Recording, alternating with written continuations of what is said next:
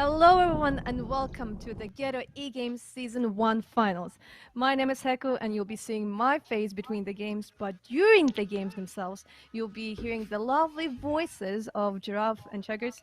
Guys, we already got to see you and hear you yesterday during the semifinals, and you're now back for the grand final, which is always nice to see more people coming into the Ghetto eGames family. Have you enjoyed casting the tournament so far? Yeah, I've had a great time. It's the longest broadcast I've ever done because I've not been doing this for too long, so 6 hours was painful in its own sense. But otherwise, no, the games are great, the production's great. Casting with Chegg, always a pleasure. How about you, Chug? Yeah, of course I enjoyed it as well. It was definitely an experience from what I'm used to be doing. What's happened to Chegg? What? Did we lose him? I don't know. The nerves. Oh, I'm here. Are you? You are. Okay, welcome back, Chug. He's back.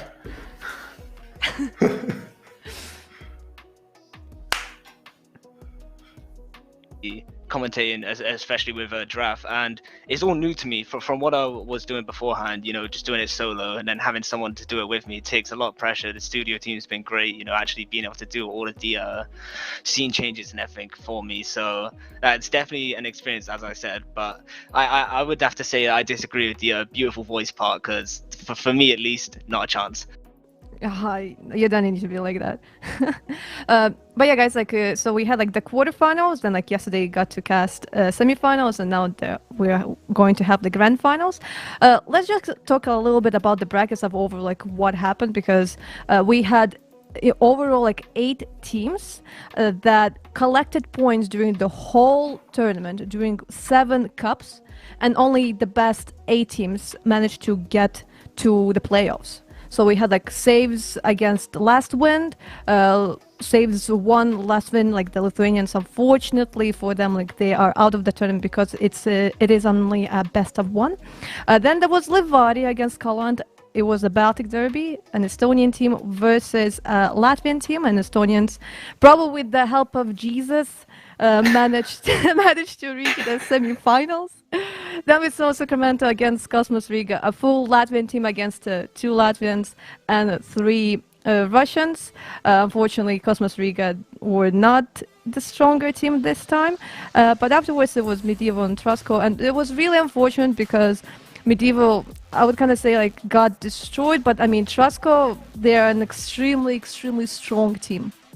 When it comes to semifinals, guys, you casted saves and against Livaria. The amount of Jesus jokes that I got is just absolutely insane. So I have no regrets. No regrets whatsoever. I'm low-key relieved that we're not going to see Jesus in the grand finals, because we'll be like, oh, here we go again. What do you mean? Jesus is in the grand finals. Yeah, well, Russian Jesus. We have Kazakh in the grand final for saves, but yeah, no, Estonian Jesus called Jesus won't be there. He will be missed. But yeah, he was still gonna be Jesus. Yeah. You can see him there. He's still there. Yeah, and the second semifinal was between Sacramento and Trusco, and yeah, Trusco managed to show a pretty dominant performance. And now in the grand finals, it's Saves eSports and Trusco. Both teams seem to be pretty strong. When it comes to Saves eSports, they are the team that collected points during the whole tournament. So sometimes they would win, sometimes they would just get to the finals, maybe to the quarterfinals, semifinals. When it comes to Trusco, they joined the tournament somewhere in the middle, but they managed to show such good results that they managed to get enough points to get in the top 8, and now they are in the grand final. So they're absolutely crazy. When it comes to the players themselves, guys, who do you think we should look at? Who will be the X factors? Easy. So for Trasco, it's definitely gonna have to be Toxic, Wonderful, but the rest of the players on the Trasco team are still ones to look out for, because they all do shine in certain moments of the game. Like we've seen Temple really played well in that last game of Vertigo, I believe, and still Foster and Donico, they do get impactful frags in the games. Now with the Dave's team, we don't really see much like very impactful frags from Twigstar and Body, and in certain situations again they do get the frags, but then Jackpot, definitely the wild card in Save's team. Sometimes he's having really good games, being able to be in the right position to get the flank and take the attention away from his team on a proper execute, but then other times he just gets completely shut down, and we definitely seen that in the final game against Levadia. Now, Cas9, I've already said before, made in a factory. He's ridiculous with the AWP, and it's definitely one to look out for. Not even just like actively going for the frags and you know, making stuff happen for his team, but just the positions that he plays in, and on defense, the time that he's able to take away from the attacking team with some of the plays that he does make is very good from him. And Les Will, again, he's one of those players which don't really show up fully, but especially yesterday, I've seen a lot from him, getting impactful frags, being a support player for Cas, and then getting it in return from Cas. So definitely quite an even matchup as I explained it there, but from what we see yesterday, Trasco really on fire, so I think it's going to be a hard one for Saves to compete against. Yeah. Giraffe, do you agree with that, or do you have like some, like, you want to have like an argument or something? Have a debate? No, I I definitely agree with Chegg on the sentiment that Trasco are going to win this series. They were the far stronger team in their respective semi-final. It was a bit of a close map on Ancient, but then Vertigo was completely dominant. I think Sacramento got 2 rounds. Saves didn't have quite as close as dominant a series as Trasco did. You know, they lost their map pick, which was Vertigo, to Levadia, and they made quick work of them on Inferno. But the fact that I had to go to a third map against, you know, a weaker team than Trasco leads me to believe that Trasco are going to take this with ease. But that depends on the map picks. Yeah, of course, it depends on the map picks. When it comes to Vertigo and overall Trasco, like, they do like to pick this map. But for example, in the previous cup, there was like the final cup of, you know, like before the finals, before the whole like playoffs, they actually lost Vertigo. But probably the reason for that was because it was their third best of 3 of the day. So they were feeling already pretty tired. It was like in, you know, like the midnight and stuff. They still end up winning, like the best of 3. But you know, like if they're tired, then yeah, like maybe they can like lose a map like Vertigo. Right now, it is like what, like 6 p.m. for me, 5 p.m. probably like for you guys, maybe 4 like p.m. for me. 4 p.m. for you, like plus 1 hour for them. Like, it's still fine. Like, they already had enough time to wake up, to DM, to shoot some bots, and like be full of energy. So they should have like no problems when it comes like to energy and hype and stuff like that. Oh, definitely. Coming off the games that they played yesterday as well, I don't see that Trasco should be fatigued. So they should have that just confidence to go into this game and perform exactly how they did yesterday. But which maps would you expect like to see, like, at least in this best of 3? Ooh, well, I fully expect Trasco to pick into Vertigo. Yeah, they might have lost it in that one best of 3 when they were fatigued, but they've proven both in the quarterfinals and the semis that it's probably their strongest map. In the quarters, they beat was it Cosmos Riva 16-1 on Vertigo, and then 16-3 or 16-2, I think, against Sacramento in the semis. So over 2 games, they've let the other team get 3 rounds combined, and you know, there's no way Saves can compete with that. And unless they ban it, I think Trasco are going to pick it.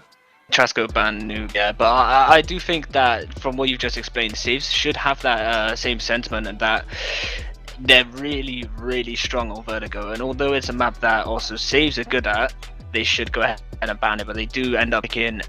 Oh, sorry, wait. The ban was for Saves on Nuke and. Wait, I don't even know what's going on. We'll get it figured out, but the most important thing is that Vertigo is not banned. Vertigo is actually open at the moment. So yeah, Saves. Yeah. So, Trasco, they're probably going for it. So I guess like Saves were fine, like leaving it open. I think either team will go for it because it is a strong map for both teams. And plus, Saves picked into the semifinals, so they definitely have some confidence, even if they kind of let it slip by the wayside yesterday. So, if Saves pick Vertigo, who do you think? What map do you think Tresk would pick? Check. Overpass. Yeah. Yeah, it's got to be. You was telling me earlier about the stats, and if that's the second strongest map, that's the second strongest map, and I don't think that Saves would probably Trask would take Overpass. They pick it before Vertigo. That's interesting. It leaves it open for Saves, because now they're gonna think, if we take Vertigo, is it gonna be they've done this really ballsy move, I would say, in the pick. So Saves are gonna be thinking now, should we even try and challenge them on Vertigo, or are we gonna go somewhere else? And they go Dust 2. That's actually a really good pick from them. If you look at the stats on HLTV, Treskov only played it once. As far as I can tell, in the last few months, and it was not competitive. It was let me just double check. Yeah, they played it once. Oh wait, hold on a second. I got it confused with another team. No, they beat EC Kiev on Dust 2, 16-1, 16-10, and EC Kiev, not a bad team at all. So that could be interesting. There's a side race Vertigo. Now that's interesting. Yeah, that could go either way. As we get into the pistol round already. Ooh. Quick start to the game. Doesn't matter. And Wonderful does well to get the first into Kazakh. And Bodyan low as well on the CT side. Twix there, getting a kill on Foster, leaving it, taking it back to the even, but then Toxic being able to trade out. See, as I was saying to you before, Overpass is not a map I really put too much effort into learning, so my commentation would exactly be the best, but it's still going to be interesting to watch either way with both of these teams, whatever map it is. Yeah, no, for sure. And, given as it's Trasco's pick on the CT side, lustful, he's trying to make something happen, had the trigger discipline, but then took the fight a bit too early. Wonderful wins it out, gets the B bomb site, and a 4v2 advantage for Trasco. But this is what you should be expecting to see from Trasco early on in the map that they've picked. Is just being able to control saves like that. And I think saves will take these next couple rounds just to kind of figure out how Trasco are going to play and, to be able to counter it. Yeah, but they've got to be careful if they go with a strat like that, because they don't want Trasco to start dictating the pace. And if they should be taking either a force or a save in the next round, they have to be careful about it. Like if they're going to be a bit tentative and try and figure out how Trasco played before really making any serious moves, they have to be careful with their economy, because if they let the T side control the economy for them with the round losses and getting kills and all of that, it's going to be very difficult for saves to get back into this half. Of course, but this is saves. We've only seen them forced in this round, and it doesn't seem like it's going to be any different. Yeah, Kazakh is already above the score. Exactly. Every time they've lost a pistol round, they go into the second round on almost a full buy for the money that they have, and I think saves really excel here. This is a round that they should excel at. It's just we don't really know much about saves on Overpass, so it's going to be interesting to watch. Yeah, I mean, if that first round was indicative of anything, is that saves actually like to play a little bit aggressive on their CT side. We saw that 3-man pistol push into Playground. It's not going to be the same here with a bit more of a passive setup, which makes sense. They have the weapons disadvantage. They don't want to take long-range duels against rifles, except for maybe Kazakh on the up. It looks like Kazakh is boosted. However, that might be Jackpot to watch Connector there. Yeah, Jackpot with the Deagle, watching Connector, making sure no one makes any moves through there, and not a very fast-paced round from Trasco at the moment. Doesn't need to be, though. Does not need to, because all they're going to be doing if they run into a side is run into the crosshair of somebody who, they're not going to risk their rifles like that. Does get a shot there on Temple, though, so we'll take damage there and force them out of the Playground. And looks like that's all the information that Trasco needed to make a decision on which side to go. All 5 heading towards B at the moment. There is one man waiting here, Twixar, with the smoke, but he's the only man on the B side at the moment, so he could get overwhelmed very quickly unless these rotations come in quickly from And the rest of saves. And they're definitely not rushing about trying to get the rotator bees, so Twixer's going to have a very hard time trying to counter this on his own. Yeah.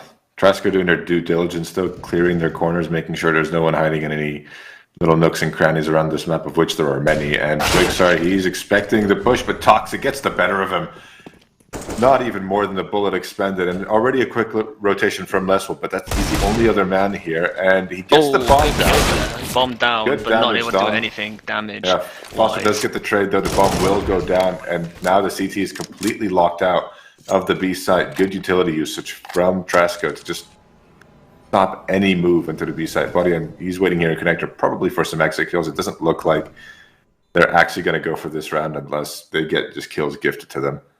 Yeah, and Trasco won't do that.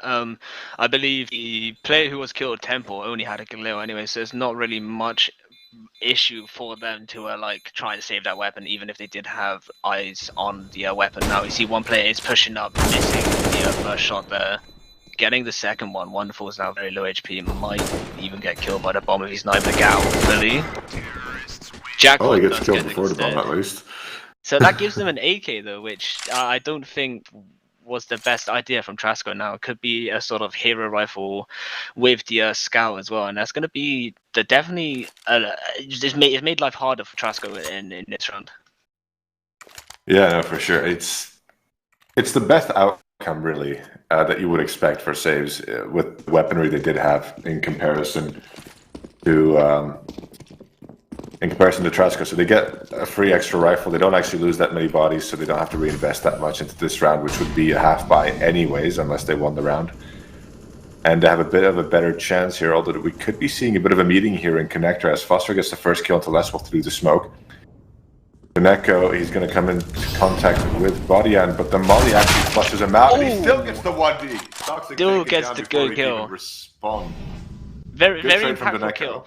Yeah, very impactful kill though, because that's Toxic taken out of game, and he seems to be, the more aggressive person in Trasco, the one who does get the entry frags into side, opening up the side for his team even. But I think that's a very good kill for Bodyan to just trade out like that.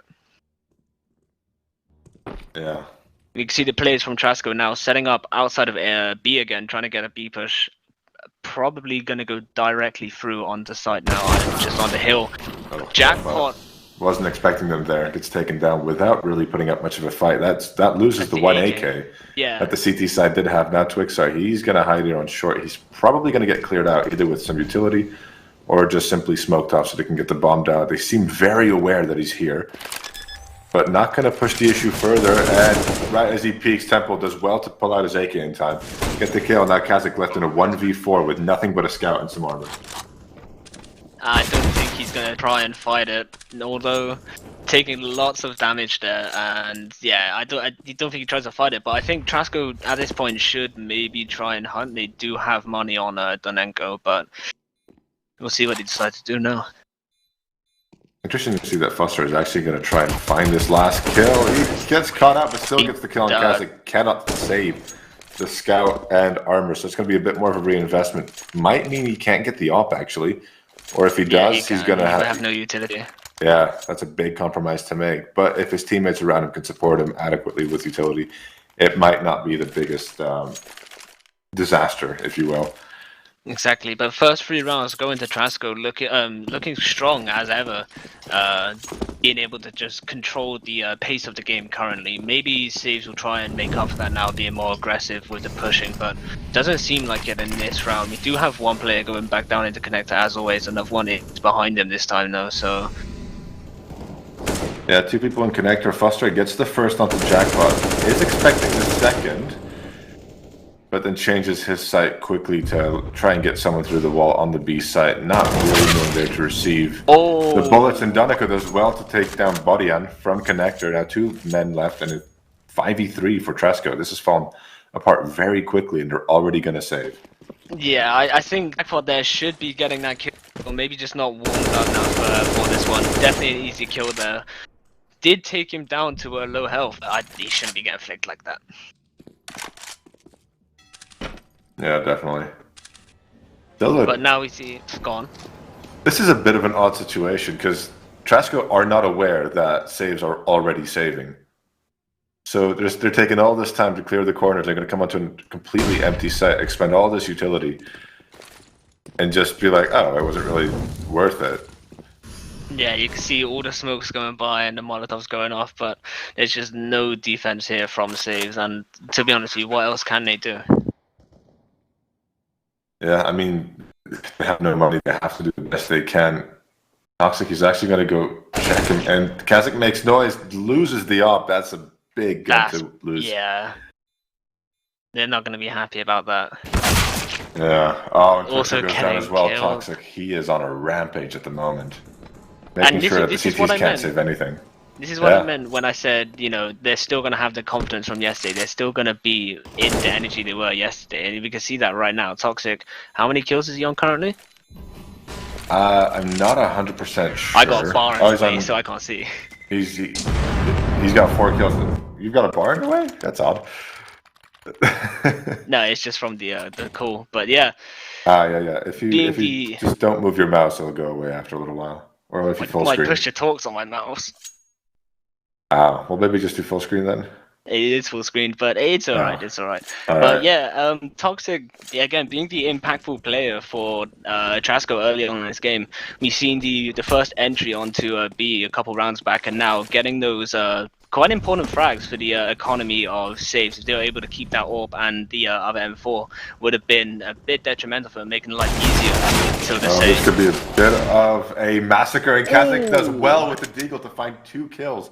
Puts the advantage in the favor of saves, but they don't have the weapons to hold on to it unless there's some more well-located shots. He is the top fragger, I think, for saves at the moment with 2 kills, which shows just how dominant Trasco have been. Twixar goes down at the hands of Foster to B site, falls immediately, and I mean, saves might as well go for this. All they'd be saving is the weapons they have. They have 2 weapons up in. Yeah, that's true. They picked up the AKs. Yeah, no, you're right. Well, if they're saving the weapons, actually, they might as well just save, because you can't buy AKs on the CT side. Exactly, two AKs for CT is quite it's quite good. But then again, they haven't actually tried a retake, and they are even right now. Basically, just if Jackpot didn't have a dig, there would be quite an even fight going. But apart from Cast and having armor, but it's just. It's the same thing from Sage over and over again, and it doesn't seem like they're actually willing to take any sort of retakes early on in this game. They're really taking their org's name to heart and just saving constantly. But yeah, I mean, it's a bit of a difficult situation for them because Trasco are constantly hitting the B side. If you're not an experienced team on Overpass, a very difficult site to retake. I think they're just not willing to risk it.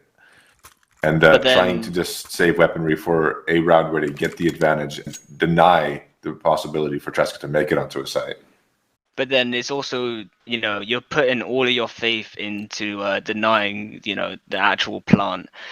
It's limiting the options for saves in this game.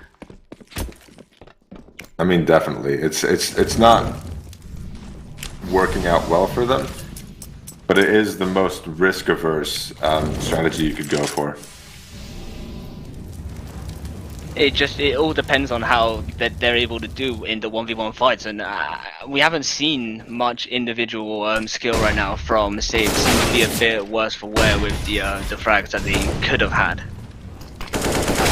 Again, yeah, Donica as well to get the first kill onto Leswell Foster. He's just he's got the boosters on. Doesn't really work out for him though. Twixer as well to find the kill. Now with 3v4 on the B site, and for once. Saves are actually here to deny anything, any movement, and as a result, yep, Trasco tucking tail heading towards the A site. A quick rotation from Kazakh, but with the op, he's going to be very vulnerable as the T's can push from multiple avenues. You can see he's already quite, you know, nervous after the player coming on down the left side instead of right in front of him, but then does get the kill there on Toxic, bomb down. Wonderful, he's going to try and pick it up. Temple only having 12 HP as well, so it could be quite a favorable round for Sage to be able to get that kill. Kaz getting the kill there on Temple. Final one with Trasco, on Trasco with an AWP. That's a good kill to find though. He could maybe get the bomb plant, but no, Kazakh, he is too quick for Wonderful in this round and saves Poster first round of the map. Definitely looking a lot better though, individually. Kaz now being able to open up with that AWP, and I think that's going to be a bit of a confidence booster for Saves, being able to take that round quite decisively. Getting the trades at the end of it definitely helped them there instead of trying to fight 1v1. Yeah, no, for sure. It was well played by Saves in that round, and now Tresco, they have plenty of money. They've won 5 in a row. They barely lost any players, so they're going to give this one a go. It's going to be a bit of a B rush, though. Good flash. The Molotov is put out, and Lesko with the op, prepared for the first, gets tagged down a little bit by the second. I didn't even realize that they had that they were playing 2 AWPs, one for each side now. Yeah, Interesting move. It looks like it's working out for them, though, as Tresco have decided not to go. Although the rotations will be heard, and Foster is here to try and catch them off guard. He has been spotted, though, from short, and now they know exactly where he is. He's going to try... Good kill still. Yeah, well done to get that kill onto Twixer as he vacates the B site and joins his compatriots elsewhere on the map. Toxic coming in from behind. Good kill on the Jackpot. Spots the second and connector, and Temple deals with him effectively. Really beautiful crosshair placement there from Toxic, I have to say. Just as soon as he swings into it, as the counter strafe is coming in, just instantly denied. Yeah, now they're going to try and crunch down on Leswell. Only 2 ops left here. The first kill doesn't come his way, only legs wonderful. And he returns the favor by taking his life. Now the B site falls again. Kazakh has no choice but to save. Again, and if he even gets that opportunity, there's someone hunting him here. Does get the kill onto Toxic, who's got a bit overzealous there. I mean, you look at the HP for Trasco, and you think any other team would more than likely try and take this fight. If he does get the kill on the on Tempo, then all he has to do is one tap on both of AKs. Yeah, but we have seen yesterday that he's not super comfortable with the AK. Has done well with it. But... oh man, he's just being closed down from all angles. Has no route for escape, and Wonderful takes him down. No weapon saved for Saves. And a difficult buy could be incoming. Not a lot of money on most of the players. Yeah, exactly. And that double AWP strat there, Leswell's money is the worst of the team now. And that's the only risk we're going double AWP, especially on the first round. If you can't win that round and you can't save those 2 AWPs, then you really have just screwed your economy up for the next round, no matter win or loss. Yeah, definitely. So we should be seeing a 7th round here unless Trasco can pull a bunny out of a hat, where Russian Jesus here can make a miracle happen. Yeah, but then again, we've seen Saves on these sort of buys, especially yesterday against Levadia, still going ahead and winning the round, where it should have been a surefire round for Levadia. But again, different teams. Trasco, I don't think will make the same mistakes as Levadia. They seem to be playing out of their skin right now. So hopefully we are seeing a 7th round for Trasco. But it's always nice to see an upset. Yeah, and this boost from Jackpot would catch them off guard. I don't actually know where that would be from Graffiti on the map. I did not know you could boost there. But that's a 3-man boost. If my math is helping me. I think you're correct, yeah. Aggressive from Twixer. Foster punishes. But even with that frag, they completely get rid of the boost. I don't think that's the play. If Twixer has, spotted that there is an enemy in that vicinity, you could always catch him off guard on short. But obviously, we can see the map, and they are going into it seems like setting up for an execute on A now. Yeah, I think what happened was Twixer spotted the man that he was trying to kill in T-spawn. Only spotted the first, and so communicated to the rest of his teammates, hey, they're probably going A. Didn't see anyone else there. They're not... and it's entirely possible that Trasco would just rotate B off of that 1 kill alone, but that's a choice you have to make as a team and a risk you have to be willing to take. So exactly, and it's a very risky play anyway for that double body and getting the kill there behind the truck just for a little cubby there. But we do see one of the Trasco players on B side not going to have any time to plant. No, they're going to go ahead and save this round. That's a big misplay from Trasco. They should have had this round in the bag, but they let time run out against nothing but Deagles, and they had the man advantage as well. So I don't know why they let the time run so low. I get you have to be careful and you don't take unnecessary risks, but maybe they didn't notice. Entirely possible. Although at this level and with this amount of experience, they should be aware of the clock. It can just slip out of your thought process, but bit of a mess. But either way, that's going to be a round to save, and they're going to be very thankful to Trasco for basically giving them that round, as you said. Yeah, and then we've got, I think that's a boost in connector. What? Donenko, no. Or He's just elevated. Yeah. But they're going to see him, surely. Oh. Oh! Great kills there from Donenko. That is a big double to get in a beautiful straight shot. Now running through the smoke. Twixer, don't know what he's thinking there. 2v5 for saves now. And I think they just have to save. No money. I don't know. That's now going for the kill on Foster, obviously being 1 HP after that fight with Twixer, but that kill, those kills there, sorry, in connector, very well done by Donenko. Lovely spray transfer. Kaz getting the kill now, wonderful. Trying to even it up again. But he's gonna have a difficult time here as he's 1v3 effectively here on the A side with nothing but an AWP. The bomb goes down, tries to kill him through, dies. The shot does not connect. I think saves are gonna save. Yeah, looks like that's exactly what they're gonna do. No money in the bank, and these rifles will be instrumental if they want to make this this half competitive. But this is the issue with saves gameplay, I see, is that, as I said before, they just don't go for retakes, whether it's on Overpass or Vertigo. We've seen that was one of their biggest mistakes on the game that they did lose against Levadia, was they just didn't want to attempt the retakes because they don't really have the best economy management. Yeah, that's exactly the problem. But they put themselves into that situation. They really do, by almost always losing the piss round. Obviously not on purpose, but then going ahead and forcing straight away. That kind of sets the precedent for what, you know, is going to happen later on in the game. Yeah, and it doesn't help that when they win the pistol round, that they lose the force. Yeah. Exactly. Obviously, you've seen this in this one. They just lost the pistol round and lost the force round, if I'm not mistaken. Yeah, they did lose both.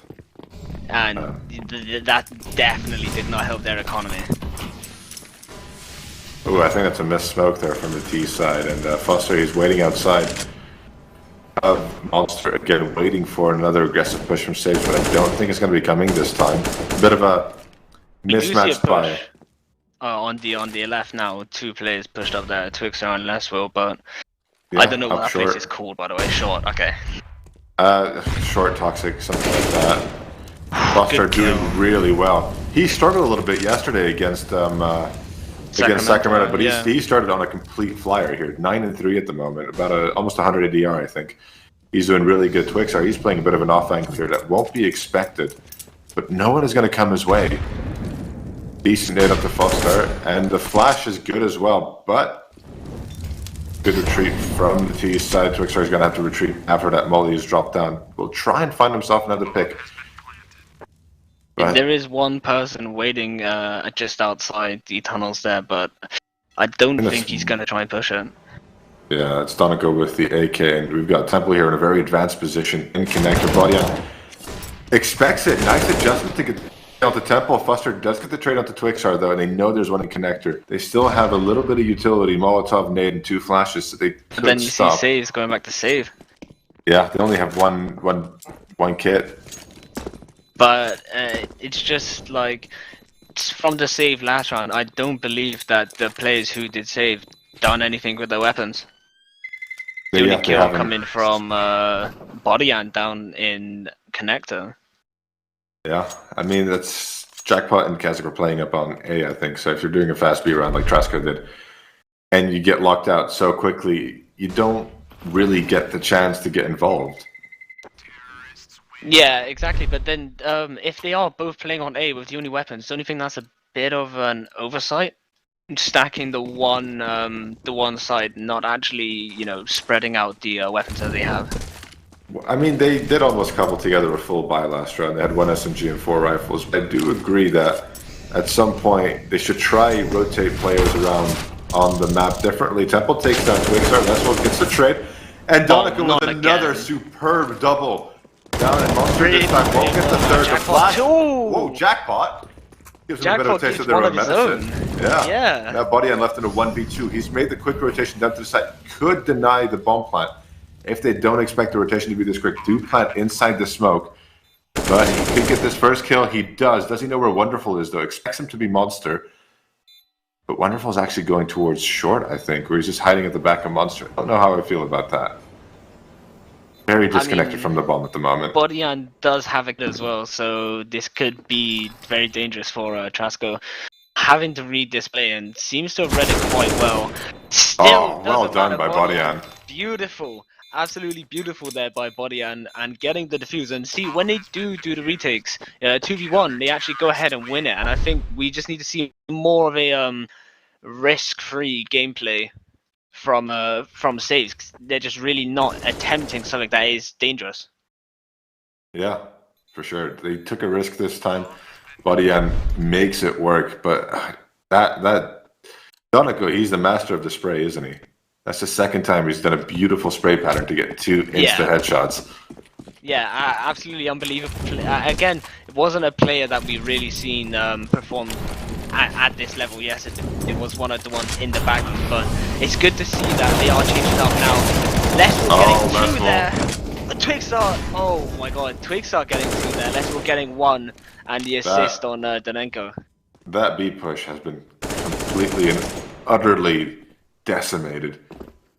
Couldn't even get a look into that. I mean, only a half HP on Twixar and Nestle, and that's 3 players being expended for that. Yeah, no, this has been a bit of a disaster for Trasco. That's what they needed to be doing, though, was switching up plays, recognizing where the push usually comes from, and gambling on it actually being there. And the gamble has worked perfectly for saves. Yeah, no other way of putting it. It was well executed by saves and a good, tough defense. But now I think the round's over now. I don't think Trasco are going to attempt anything. Money not looking the best considering rounds that they have won, but just got to be conservative with it and take this L on a chin and continue with the half. Yeah, and this is exactly how you were saying it was going to go at the beginning. That saves are going to try and figure out how Trasco play and slowly worm their way into the half, which is exactly what's happening here. I mean, it's been a bit of a slowdown, and Foster caught with some utility in his hand. Bit unfortunate. But took team damage as well, so that's not fun. Trasco not really changing up the way they play those saves, just actually adapting to the style. And I wouldn't be surprised if we do get a timeout after this round from Trasco. Yeah, I wouldn't be surprised either. And I don't think Trasco should be too worried at the moment. They have won the half on what is mostly considered to be a CT-sided map. So I think they're quite happy with the round count they've got so far, but obviously they would want to do better. And of course, there's still rounds that they can win. Yeah, there's 3 rounds left in the half, so let's see what they can get done. Cobble together a bit of a buy Wonderful on the op. Foster happy to drop down to a Galil, along with Temple is on an AK as well. Against what will be 2 AKs and 2 M4s, and then Kazakh on the op. Hasn't shown up in the same way as he did yesterday. Yeah, not that we're used to. Definitely not that we're used to. I've seen him play, of course, in the quarterfinals as well, and he was just a tank with the AWP. So I think maybe it could be the placement of him on the map as well as the map itself, but I still think we should be seeing a bit more from Kaz. Yeah, definitely. Wonderful he's another player that we were highlighting in the pregame, and he's not had himself. He's not had a bad game by any means, but he's not been the lights out performer we saw yesterday. Just absolutely school it on the kids at Sacramento. But yesterday, though, he was playing primarily with rifles, wasn't actually taking the AWP. Today, now, he is more on the AWP than he is anything else. That's a good point. So I think that... Could get the kill on Wonderful, yeah. Good kill. Nice angle there to a nice angle to read that he's coming there as well. If that was me, I wouldn't have noticed that.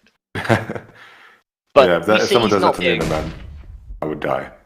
Yeah, definitely. Say he's not playing as expected though, but he is 8-5 right now. Maybe the more deaths, is a bit uncharacteristic for him quite early in the game, but I still think that he is playing well, but he's kind of on the same level as his team. Oh, good flash. Good flash. And Jackpot does well to respond though, stems the tide, looking for a third. Ooh, that could be a good nade. Never mind, it was a complete dud. But no, Jackpot really stopping that push there and almost doubling his kills just from that. And this is definitely a player who's underperforming. Yeah. Not, And Tresco, I don't think he's comfortable on this map though.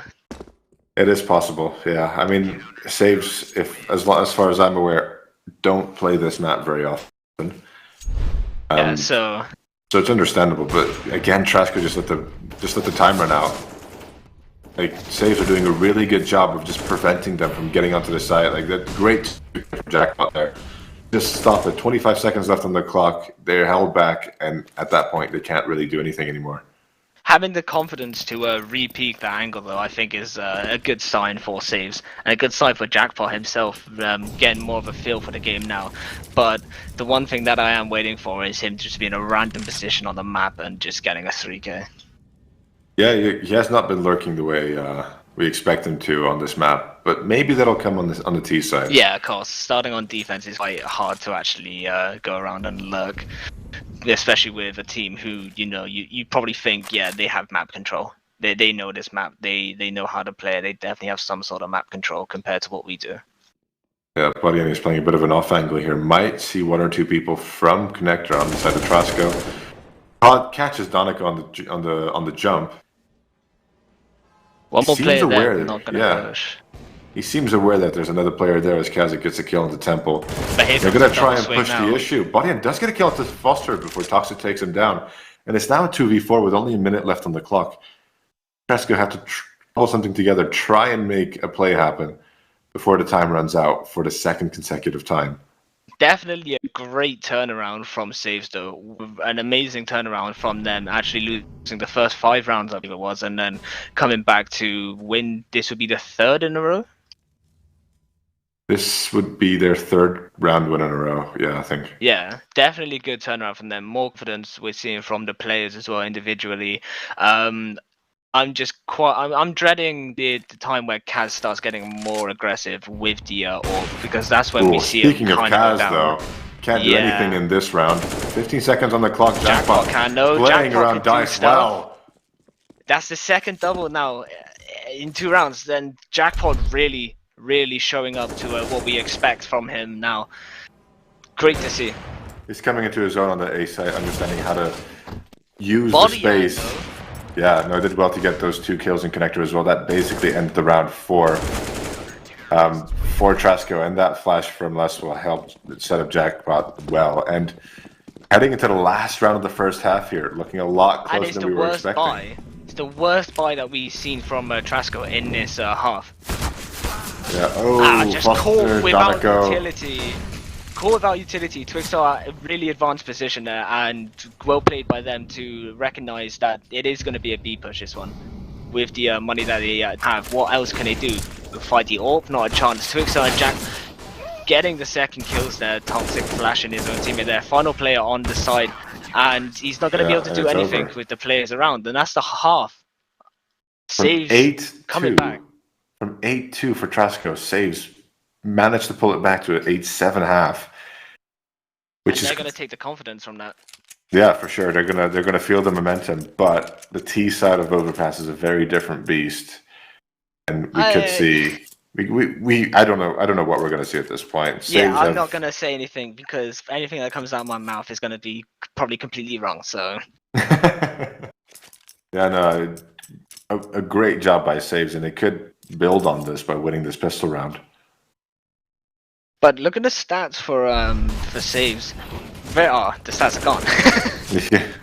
I was gonna say very even for saves, like in terms of kills and just having a general impact on the game. I don't think there was one player who was really ahead.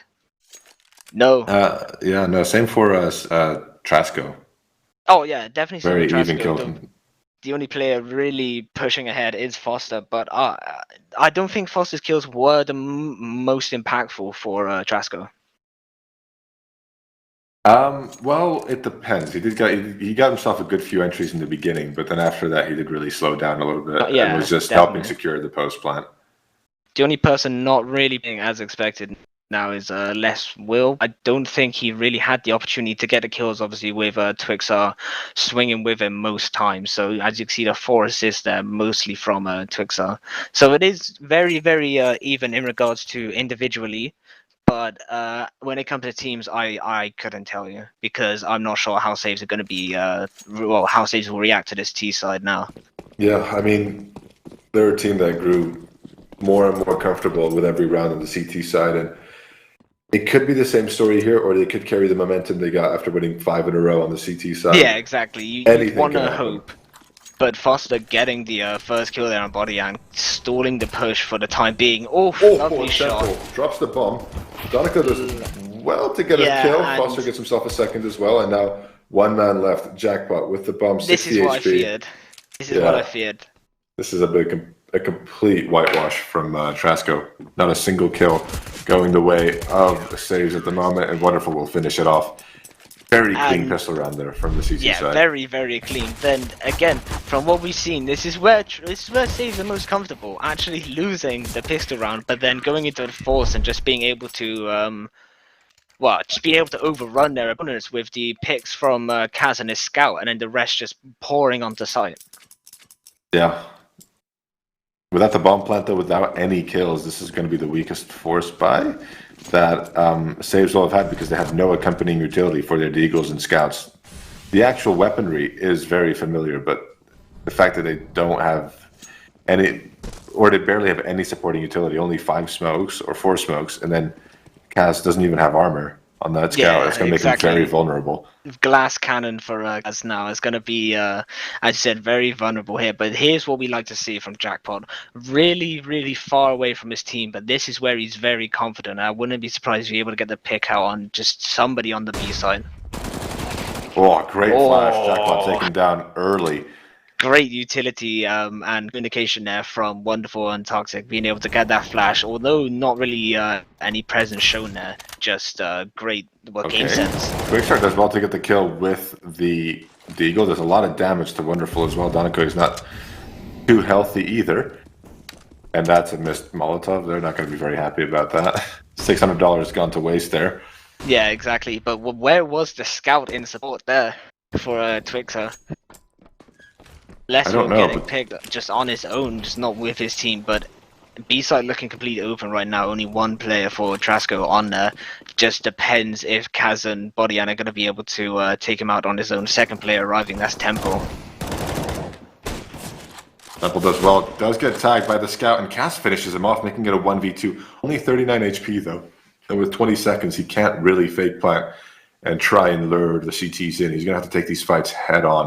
And that's exactly what he's doing. Does well to find the first, but he cannot get the second. That Scout being his enemy there, only one shot. If he was to pull out his pistol there, that could have been such a beautiful clip for him.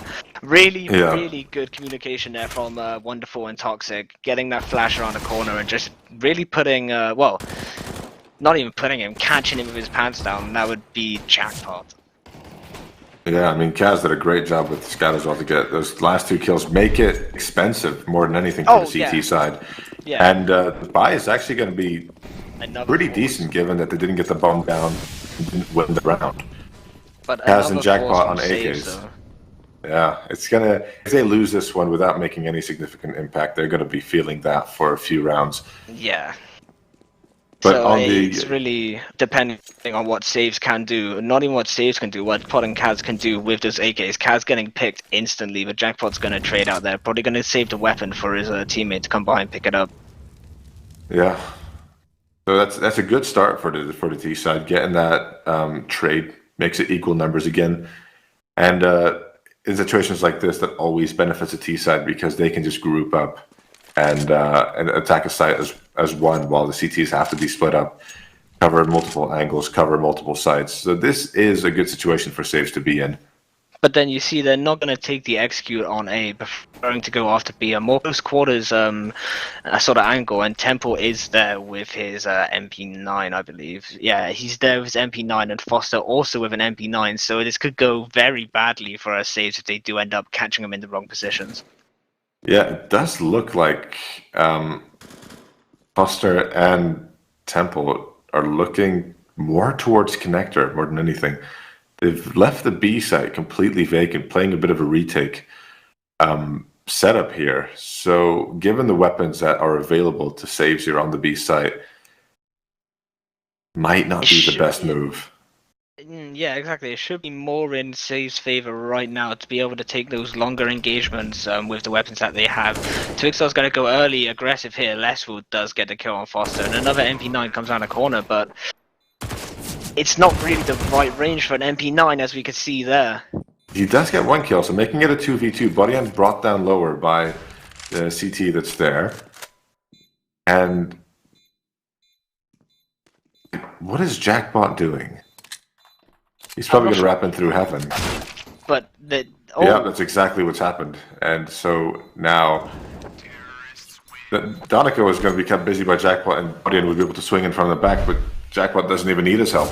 Gets the last two kills himself. 3k in the round. A lot of impact there. It was a bit of a ballsy player, but able to make it work, able to actually get the kills and finish the round off 4 saves. And that's the Jackpot that I know. That's the Jackpot that last win lost to. That's the Jackpot that Levadia lost to. Yeah, for sure. Just those very impactful kills, getting himself in that position very early on. Like he already has that planned. Just to wrap around into A when there's no one there and go into heaven and getting the flank on him. Has that fully planned from the start of the round, and I think that's great from Jackpot. And to be able to communicate with his team, where to get the plan for the best position and all that is definitely great to see from Saves. Yeah, now with that round win for Saves, Traska's economy in the dumps, have to force by only Deagles, barely any utility. But they make it work. Twixtor drops the bomb in front of Toxic, and that's going to make it a little bit difficult for the T side here. And Toxic gets a second kill with the Deagle. Look at Trasco's set. Every single Trasco player being, fighting with their teammates now. And this is going to be a slaughter. Bodyan getting a double kill, triple kill there for him. Overextending a bit too much there. Oh, Wonderful, no. can't get anything done with that. Nice Toxic kill. gets himself a third kill with the And he can Deagle. win this round. He can 100% win this round. Even only being on 7 HP, the HP for the Saves players isn't exactly much better. And all it takes is one shot from Jackpot.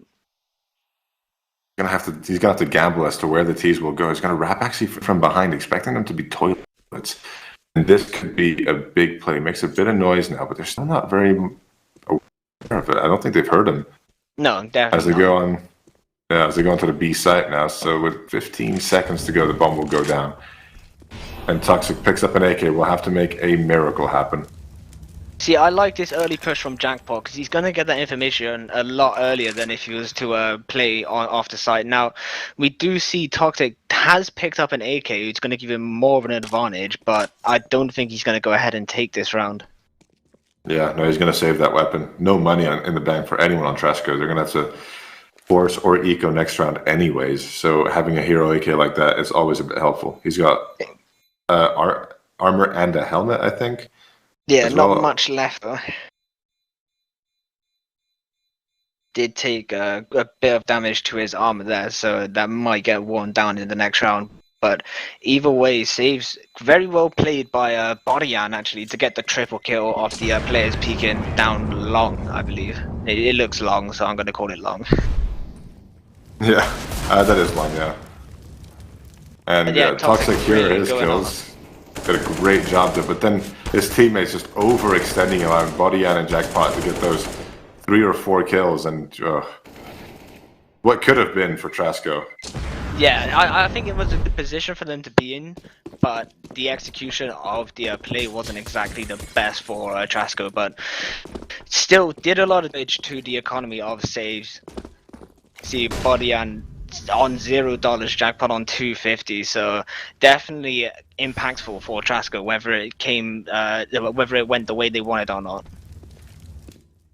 Yeah, but this is the perfect chance for Saves to even up the scoreline here. Jackpot coming in from behind in connector. He's going to catch Toxic off here if he checks for it. Well, he does eventually. And now wonderful, he's going to try and make something happen with the Deagle. Misses the first, but lands the second. Evens up the score here. But with the weaponry available to the CT side, that might just be in vain. Exactly, but look at it again. It's the same play. It's the same play from Trasco, stacking all of their players up and gonna try and just overwhelm them. Jackpot getting 2 this time, getting a 3rd as well, and Kaz is there to kill Neko.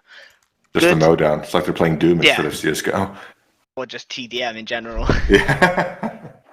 But no, very good play by Saves to be in the position where they can actually just do this to him. Expecting the flashbang there, turning about, and then flicking right back and getting the kill on the swinging player there. Definitely well done there from Jackpot this round, making the score even in the first game of this best of 3. Yeah, I think we could be in for a long first game here on Trasco's map pick because Saves are putting up a lot more of a fight than I think Trasco were expecting here. Yeah, 100%. If I was Trasco, I'd be thinking we picked this map. I don't think we're going to be looking at much of a fight from Saves. Although the comeback in the first half was quite substantial for Saves, actually putting him in his position now. And I think Trasco, they got a bit too complacent with the position they were in. Yeah, for sure. And they, some small misplays, a bit of greed and arrogance got them in some sticky situations as well. But now with the full buy again, no armor on Toxic though, that's going to be a bit difficult. They have been able to at least stop like a fast round from happening from Saves. And with that AWP in play as well, it could mean the difference. If that AWP was overwhelmed at the start, then that's heavy impact on the economy and, on the weaponry available. Yeah, a bit of damage done through the smoke on Twixer. They might have heard that. They might have a bit of confirmation there as a result of where the T side will be coming from.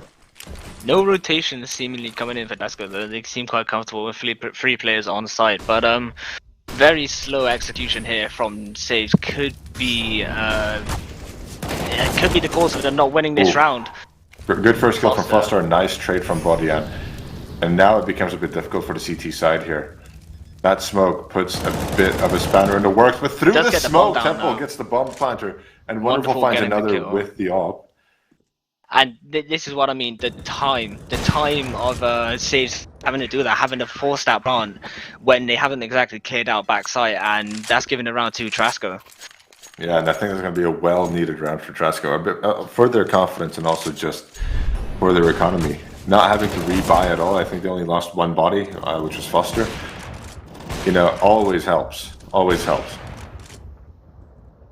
Definitely, good by the players out of Trasco, and I think that's definitely gonna be a bit of a confidence boost for them.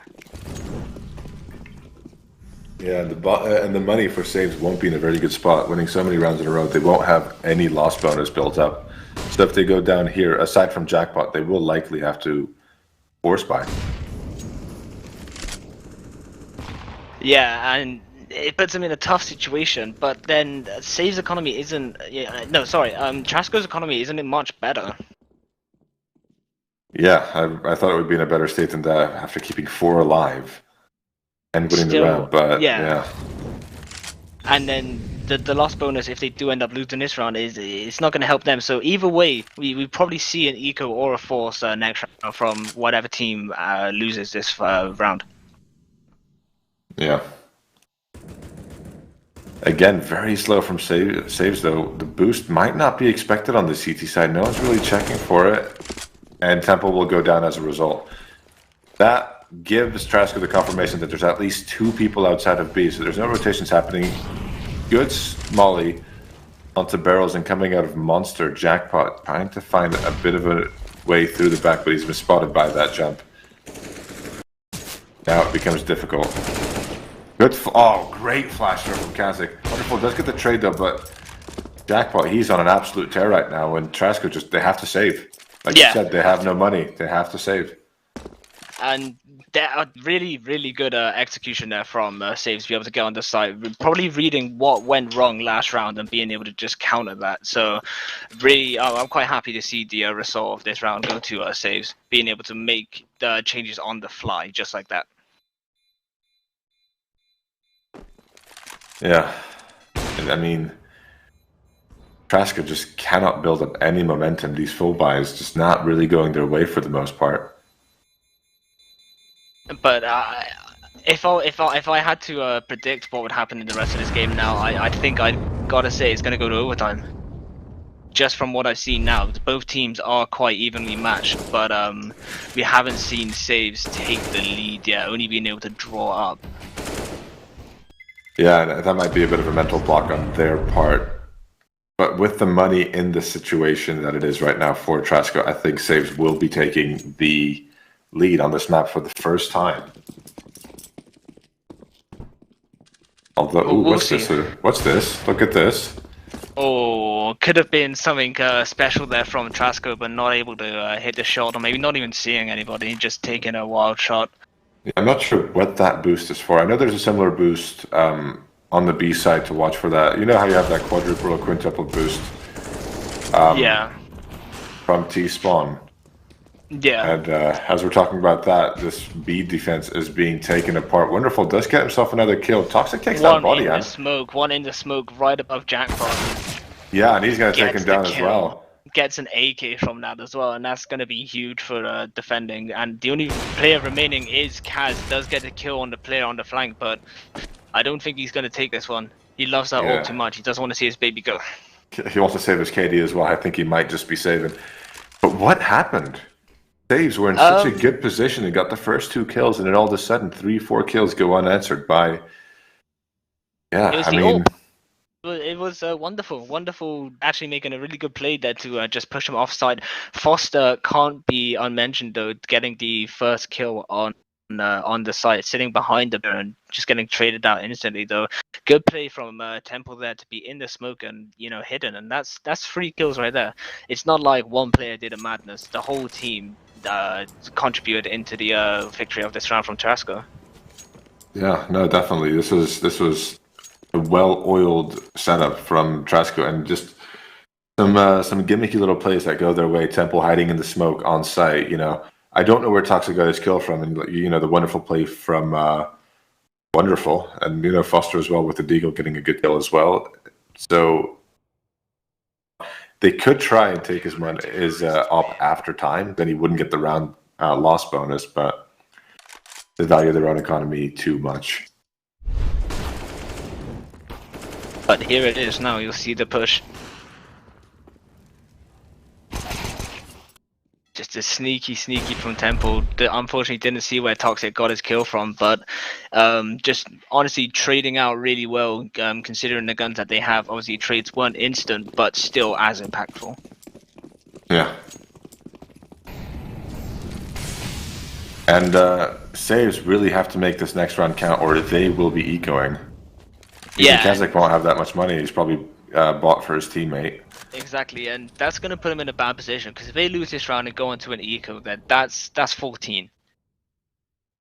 And yeah, it comes to the point where they're thinking, do we play for overtime or do we go ahead and force this round? Because there's such a big risk forcing on 14. Yeah. So I think saves are aware of the ramifications this round could have, so they're taking this very slowly, a bit more diligent than they have been in the past. That last round, they just ran into site, weren't clearing things properly, and that really made them. They paid for it. Yeah. So now they're being a lot more careful. But here we go. Ooh, I don't know about that move from Toxic. Flashed by his own teammate, and that's given a misplay. Yeah, and then that's given Jackpot an avenue to long. Wonderful misses his shot. That was a crucial one to hit. Does spot Kazakh though, sees his shoulders, tags him down to 27. And so it's not a terrible position for Trasco to be in, aside from the man disadvantage. Yeah, but now we see there's still only one player on B, Bodyan getting picked off there by Wonderful. That's great, getting traded almost instantly though. And yeah, I wasn't expecting to be that advanced into toilets. Exactly. Then we see only one player on B side. The remaining players are rotating in. Donengo does get the kill there though. Gonna get traded out by Jackpot. Is he gonna get a second behind the truck? Yes, he is. The remaining player now for Trasco sitting in whatever this place is called, and there we go. It's gonna be tough looks for Foster here. I think he will go for this round though, or at least try and make as much damage as possible for Save's economy. But I mean, only $50 in the bank, and that will put Trasco on an eco next round. given their money wasn't very good either, unless you can pull a ninja defuse. Leswell is waiting here by the stairs, though. Waiting to pounce in case that is going to happen, and Foster is just going to go save the op. Yeah, I think that's the right bit there from him. But then it gives Saves that they are in a lot more comfortable position, and we could see Saves taking the lead in this game. Yeah, no, and it was a good round from Saves. Nice patience being shown, waiting for the moves to be made by Trasco, casting the duel to avoid that flash, and just easy kill. Really was an easy kill. A bit of a misplay here from Wonderful as Twixar takes him down with ease. And then Deneko tried his best, but right as he pulled out utility jackpot. Yeah. Jackpot getting the double kill there to entry onto site for his team, and that's what I like about Jackpot, is even though he does prefer to lurk, he still is there if his team decides to come along to the site where he is closest to, and getting the entry frags for his team to put him in that position is definitely, what we're expecting from a Jackpot, seeing now he's definitely taken the initiative of his team, pushing ahead with the kills, and that's going to be a big confidence boost for him and for his team as well, knowing that they can rely on him right now. It's interesting to see the risk that Trasco is taking here. They're buying into this round without that much money. And a double orb setup as well. Yeah, and this was a downfall for Save. This is a really big downfall for Saves when they did that, because then they were forced onto one of the worst buys I saw in this game. These rifles have to count, and Saves do well to get into advanced positions quickly. But then there's two here. Yeah. Two players there, one with an orb, but good flash there, pushing him out of position. But it's not really impactful. Not going to try and push up into that position just yet. 3 players on the side for Trasco. 1 in connector and 1 in more advanced position on A in toilets.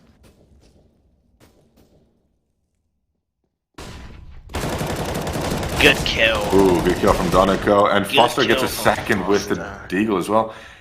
Again, Saves get that confidence and start making interesting plays, and Jackpot does well to find Toxic there. Couldn't even react. Gives him a bit of an avenue on towards the A side. A lot of map control to be gained here by the T side. Those smokes will stop the rotates from coming through, but Jackpot can't even make it onto the site. Yeah, Wonderful. This is where the double warp decision really shows, is that he's able to hold the site on his own. Ooh, Kazakh, I don't know about that move. And now Body on left in a 1v4. It's falling apart again. Right as they had the advantage, they had the weaponry advantage, they had the map advantage. Not the map advantage, they had the map control for the advantage. They could have gotten the opening kill, but no, it's all just the cards fall the way of Trasco again, and now with 20 seconds left, Bodian, no choice but to save, and he's completely surrounded as well. Definitely a misplay from Kaz there, but as I was saying, the double orb really paying off there. Wonderful being able to be left alone on the side and still be able to hold it. Very good play there, Bodian. First kill there, not going to be able to get the second though. He goes down after time. He has no money. He doesn't get the loss bonus. That's got to be a misplay. No other way about it. That's gonna. I think the rest of the team might have had money for at least a decent buy, but he's gonna be forced down to a pistol or something. $1,600 in the bank. There's not much he's gonna be able to do unless he gets dropped a weapon. Which he won't, because his team's broke. Yeah. Deagle and some armor, no utility for him, and very limited utility as a whole for the T side. Given how many of these buys Trasco has won, though, I won't be surprised if Saves win this round. I will. I honestly will. Because look at the positioning on the map right now. Not really taking the advanced position, and that's going to give Trasco a bit more confidence. And they could read the play right. They could read the play very well and stack up on the side that will be executed. Yeah. Again, letting that time just whittle down, and I don't want Wonderful. Please don't peek it. Please don't peek it. It's going to be a very bad idea if you do. Firing squad there for Saves if Wonderful were to peek that, but he hasn't taken the more defensive approach to this round. Oh, they might go for the boost here behind Bank, but no, just taking very passive positions, and Saves letting this time run down very low, 50 seconds, and the bomb has only just been picked up from Playground. Yeah, this is something that I don't like to see from both teams. Both teams have wasted their time, a bit too much. Not really even taking any map control in that time. Slowly walking up, clearing every angle. Where with the buy that they have, I don't think they need to be worrying about that too much. Yeah, now finally Saves make a move onto the A site. It might be a little too late though. 20 seconds left, and that's given They they need don't to get go. the picks. Well done does by get his pick, Jackpot, though. and that's it. They could actually get the bomb plant down. Yeah, exactly. And that's If exactly what's gonna Jackpot happen. doesn't get that kill, then the round is over for Saves. Yeah. Jackpot, again, being the person that they can rely on to get that entry, and he doesn't fail his job. Now being able to get a rifle as well, so that's gonna definitely put him in a better situation, Twixer. And the advanced position, yes, maybe they won't check it with the double orb still in play. I don't know if they even go for this round. No, looks like they're gonna save. Maybe try and get some exit kills, but not even that. That honestly, if they go for exit kills and they aren't able to win the fight, that's terrible news for Trasco. Donenko does get a kill on Twixar though, dropping that M4 that he did pick up from his teammate. Yeah. All I can say is I called it.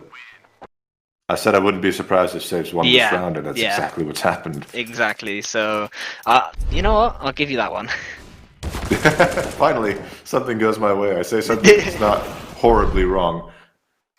It's not horribly wrong, it's just about right. Yeah. Not really too much damage though for Trasco, being able to get 4 people saving their weapons and being able to buy back that weapon. I believe it was Toxic. Only a FAMAS though compared to the M4, which he did have.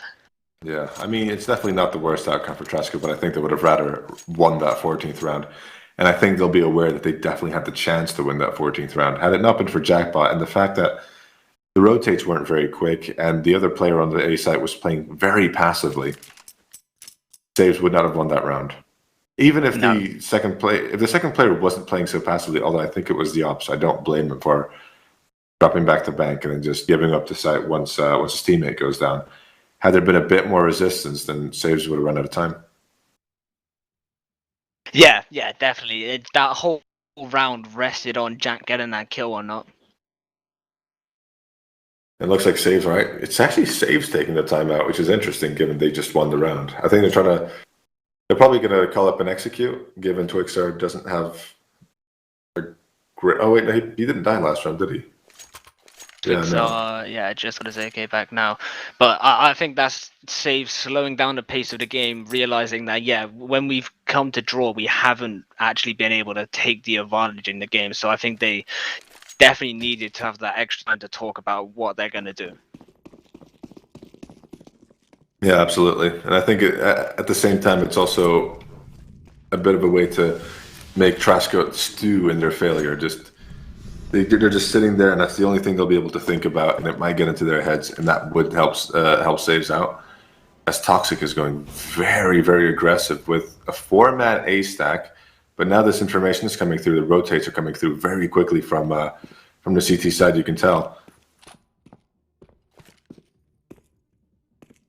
Only now the smokes are being lined up, and Toxic, he's got this. Yeah, I think Trigger discipline doesn't have it. Doesn't even get the kill either.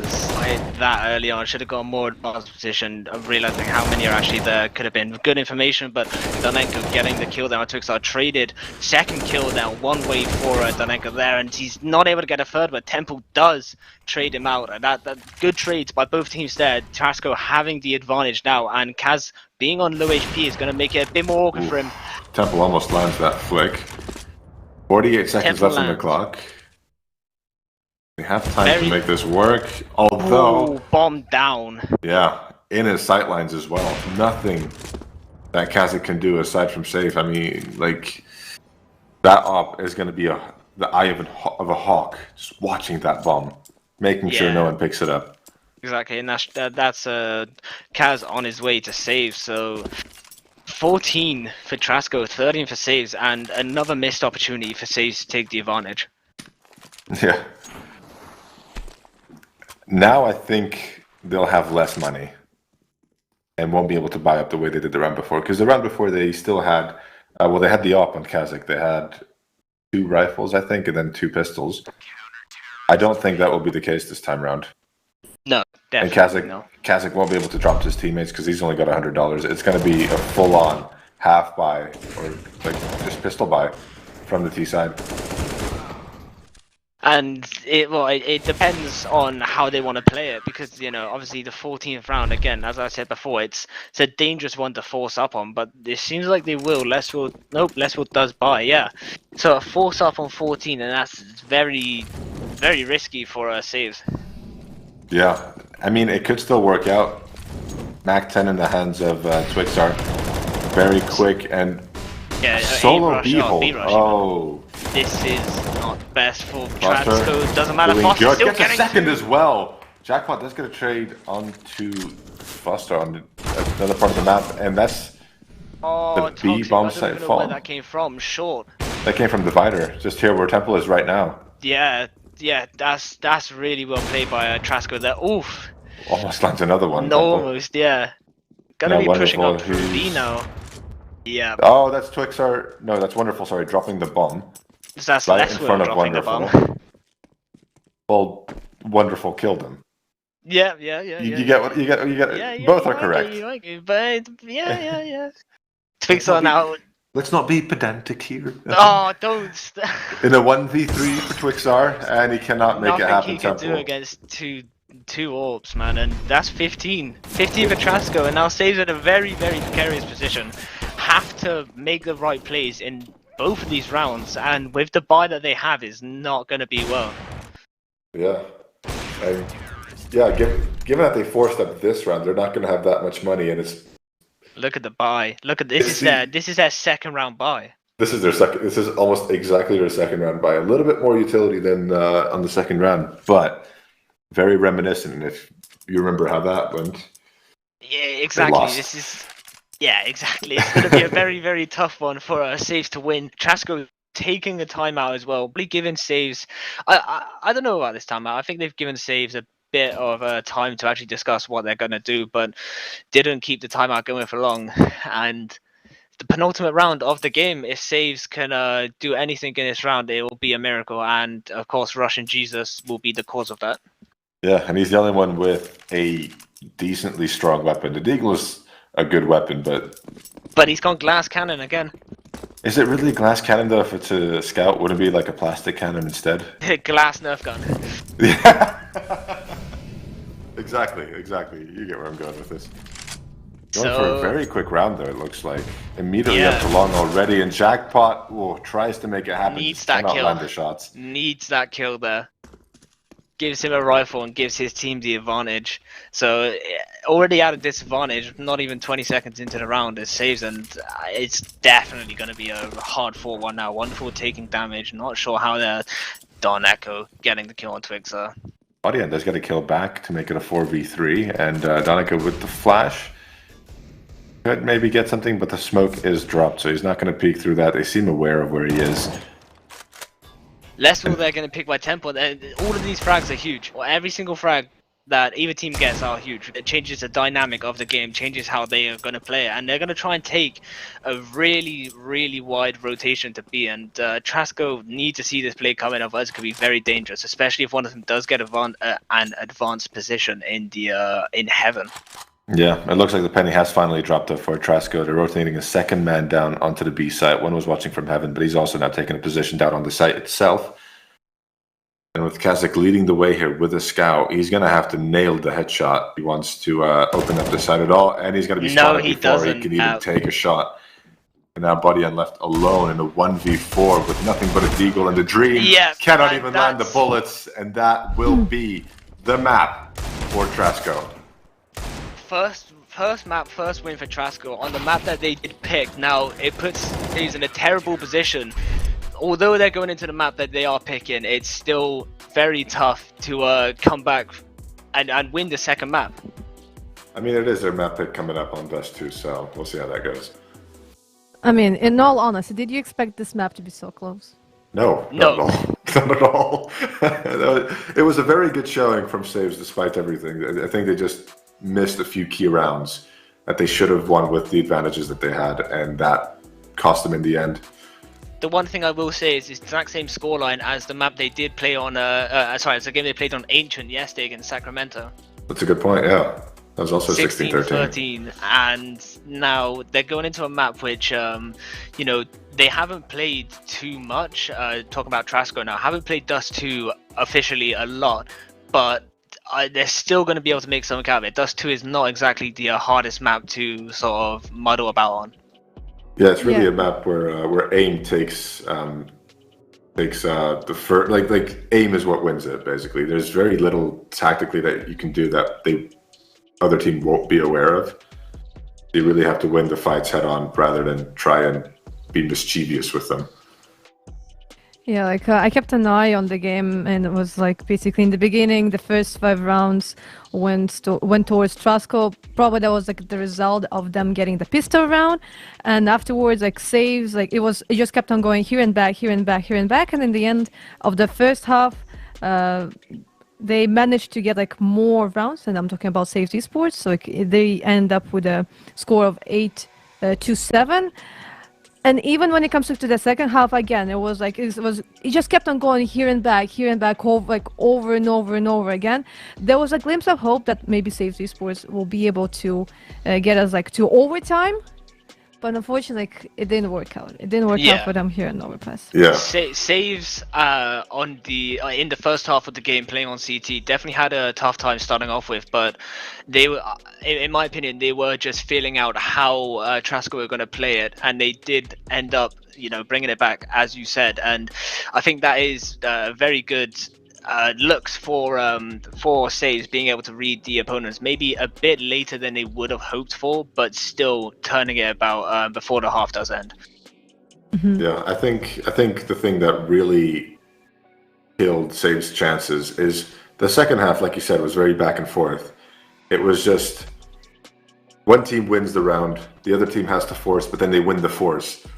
That just went back and forth, back and forth, back and forth, and then the one time that Saves don't win the force is basically a death blow, because at that point it's 14-13 and they don't have any money for map point, and then they have to force on map point, and then as a result they have no money for the last round of the game, and there you go. Mm-hmm. That last round was terrible for Saves, having that second round bye, literally a second round bye. It was not pretty. It was tragic. It was just tragic. But when it comes to players themselves, like I saw like some plays from Toxic, for example, when in the toilets, I think the whole team had Deagles, and they almost managed to turn around like the whole round. Like he gets like the first kill, he gets the second one. I think he also ends up getting a third one. They end up losing the round, but he gets to save an AK, which is always great for like the city side. So I think he had some like really nice and massive plays. Overall, like, if you had to say who's the MVP, who would you mention? It's a good question. I wouldn't give it to Toxic, even though he had some very nice plays, because as a whole, I think he put himself into some unfavorable positions on some key rounds that helped make the map be so close. I'd have to give it to either Denico or Foster, because they were holding down that B site and making it work and keeping it close on the forced rounds. They were holding Saves back, forcing them to go to the A site, which they clearly didn't seem very comfortable with, and just doing a very good job of just controlling the pace of the second half. I'd have to say, for me personally, it would have been Jackpot, but as we see here, it is Wonderful, which I'm not really. Here's the thing about this map. Everyone on Trasco showed up to a certain extent. There was no one really lagging behind. The kill feed was, the kill distribution was very even on the on both sides, honestly, aside from maybe Jackpot. Like you said, having a great game, but because he was on the losing team, he cannot be the MVP. But yeah, no, Wonderful did have a good game, and especially in the last few rounds with the op, he did get some very key kills that helped the favor sway more and for Trasco, and ultimately helped him close out the map, like when he dropped the bomb in the penultimate round when they were rotating up from B up to A, dropped the round, kills it, body, and has to save. So he's definitely had a lot of impact. Yeah, I think that the impact, as you were saying, though, was in the rounds where it was most important. Obviously, Toxic getting those impactful kills in toilets, as you mentioned, but not really changing the narrative of the game. Obviously, damaging the economy of saves. But then, as you said, back and forth game, it doesn't really matter if they are both going to continue forcing. So I do agree with the Wonderful now thinking over it. Wonderful as the match MVP getting those very impactful frags, but I still think it could have been anyone from Trasco. Yeah, for sure. Yeah, but luckily we should be able to also check out the rest of the teams to see even though we have our MVP who else was also doing a really good job on both teams. And when it comes to overpass and to our first map, we can see right away Wonderful, he had a KDR of 129, and overall the whole team did really good. The Neko, he's the one with the lowest KDR, but it's it's 0.07 really underneath positive. So. Yeah, exactly. It's basically a 1 KD. They all had a very good game. They were all averaging at least a kill every other round. The ADR was very good, and that's where you see on saves it was a bit more of a difference. So Leswell wasn't having a particularly good game. He was someone to look out for after having a great semifinal yesterday, but just couldn't show up here on Overpass. Jackpot had a phenomenal game, did a really good job, but ultimately his kills weren't super impactful to the overall storyline. He was key in helping them win some rounds, but wasn't enough to push him over. And yeah, on Trasco, it was so evenly matched. I don't think that the stats truly reflect how close the game was, though. Obviously, Bodyan and Leswell having the lower KDs, but still getting those impactful frags we've seen on the CT side. Bodyan almost on his own every time in a connector, but still being able to get 1 or 2 kills out before he does get traded by the Trasco team. So I think at least that stat, in my opinion, is quite underwhelming for Bodyan, considering what he did do in the game. But I will say that Trasco, how even they are, it's very good to look at, because they know that if they work as a team, they will be able to eventually get those trades out and still have the individual performance. Whereas looking at the stats for saves, it's looking bad for Leswell. If he's not able to turn that about, then we could be seeing a 2-0 in the finals. Yeah, it's gonna be 2-0 if they win the next map. But who do you think? Who do you think will end up winning the second one, and if we'll see actually the third map? Here's the thing. Yeah, I have no idea. At least in the context of this tournament specifically, we haven't seen either team play Dust 2 yet. Mm-hmm. So we're going into this with very little information. I don't think Saves, at least on HLTV, have a map recorded on Dust 2. And Trasco have only played 1 map on there. They did win against a very good team, but that's not representative, and it was quite a while ago as well. So we are going into this second map completely blind. Exactly. If I had to say on in the individual performance, then Trasco would take the day, because they are just seeming to have the better crosshair placement, the better positioning, the quicker reaction times, just being able to outfrag the saves team. And that's purely if you're going off that. But the thing is that Dust 2 is one of those maps where you can't really predict it, because something could go terribly wrong for one of the teams or another. It's just very hard to predict with these two teams as well. Yeah, we also need to keep in mind that that the two teams that we have are CIS teams, which means they really like Dust 2 and they usually know how to play it. So we need to keep that in mind. It is a surprise that we didn't see them play Dust 2 so far, maybe in the quarterfinals and stuff like that. But I guess we'll have to see. We'll have to see what's going to happen on the second map. We'll get to it with the lovely casters soon, but we'll have a tiny little break before we do that.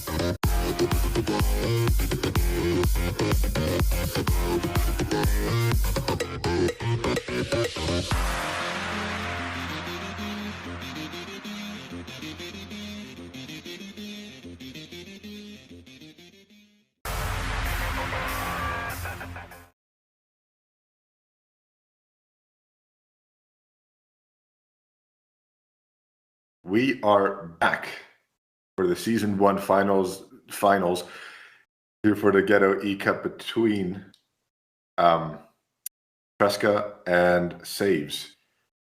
Did you forget the names? Yeah, for a quick second I did, yeah, despite the fact we've been watching them for over an hour. Somehow slipped my mind, but this is Saves map pick, and as a result, we'll be starting on the T side, 3 down under. And Donica will be ready to welcome them with some lead, as will be wonderful. And great first pick. Waiting for a secondary. Kinda getting squeezed here. Gonna take that. Yeah, they're gonna take that run back on the way side. Early aggression there from Trasco is great to see up short.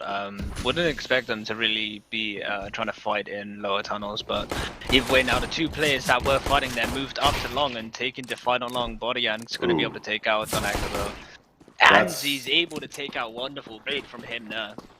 I don't know how I feel about them going so aggressive down long, because that left a gaping hole in the setup on the map, and it just allowed them to run up short and get the bomb plant. Even if they hadn't died, they would not have been able to contest the bomb plant. And now the retake is in order. Toxic as well to get the first kill in this context on Kazakh, and now Body End waiting by blue bins. A bit of an off angle. They might not check, and oh, he does well to find the first lightning quick reactions, and now wasting time. Temple does take him down eventually. And now a 2v2 as the last 2 are near the site. 1 elevator, 1 on the site itself.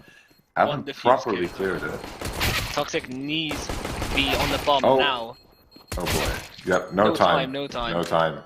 Do get all the kills. There for Trasco. Yeah, we'll go down as well to the bomb, so that defuse kit won't be saved into this following round. A good pistol round, but if history serves us right, that means Saves will lose the force that's coming up here. 2 scouts on the CT side as we are getting underway with the second round soon. What was wrong with that play on long then? I think pushing up long would be, good to get the information that it is actually going to be an A execute instead of just hoping that the short isn't a fake. Here's the thing, there's nothing wrong with it necessarily, but in that specific round, they knew there were people on short, and the fact that they ran over to long very aggressively, the both of them, so there was no presence on the site itself. People on long can give that info through, so the guys on short with the bomb can just run up short. Nade. Yeah, that's a great nade. And then just plant the bomb uncontested, which puts Trasco in a difficult position before the round's even properly begun. Yeah, that's true. But I think that it's expected for Saves to take the early initiative in this map, being their pick. They've definitely thought over what they're going to do to start getting the first frag on the foster. Leaving B basically open from Temple, not able to do anything, completely smoked off there in the double doors. Yeah. So that looks like, for the first time, I think Saves will win the forest round with a very well played B-side execute and 4 men saving for Trasco down long. Oh my, I didn't even see that. Yeah, well, I think they could have gone for this round, but I think it may be the right decision depending on how the rounds go in the future. But for now, I think it is the right decision for them to save and just come into the third round even with those weapons. Yeah, for sure. I think that's the one thing that might make this map a little bit more T-sided, is just simply, if you can crack open the B bomb site as a T, you've basically won the round, because it's so difficult to retake, especially with a man disadvantage. Yeah, being all that close quarters, and especially with the guns that they did have, would have been very tough. Yeah, and also just there's so many angles that they would have to check in. It's just 3 very narrow choke points that can be easily blocked off, easily covered from the site itself. It presents insurmountable odds for the retake for the CT side. So it's a great decision, yeah, that they saved, because they wouldn't be able to buy up this round anyways. And it looks like saves are going to go for a bit of an A take, at least quickly on long. And aggression into banana. Sorry, not banana, into tunnels from the CTs here. It's not really working out. Twixar gets the first kill onto Fostar. A bit of damage done to Toxic as well. But that information does come through, and because there was no one on the A site, basically uncontested again. Toxic, he's going with the Deagle. Kazakh hears him, is aware, takes him down. Oh, great fight up to the second as well. Almost gets the third. Still waiting, challenging. T-Steps does get a tag onto Donica as well. He might just win this round. 4 saves before the CTs even make it onto site. Oh, wonderful to get a no-scope though on Jackpot there. Not sure where that was from, probably on short. Not going to get the second there though, going to be rushed now by Leswill, and that's going to be a good play from Leswill on body and taking the targets that were given to them and winning the fight. Yeah. I don't mind the aggression of the tunnels like that. It just seems like saves were very aware that Trashka were going to do that, and just had Twixar there with the Mag 10. Really good play though by saves, and good play by Kaz there, getting the 2 kills out of mid, giving them a massive advantage there. Excuse me, as the bomb is going down. Going for a bit of a B rush here are now saves, and the flashes are good. Very good. Oh, Temple doesn't even stand a chance now. Almost completely overrun Buddy, and Les will take down the next 2 people. On the B side, Toxic does get a trade back, and with the damage on the other players here on saves, they might want to go for the retake, but again, man disadvantage.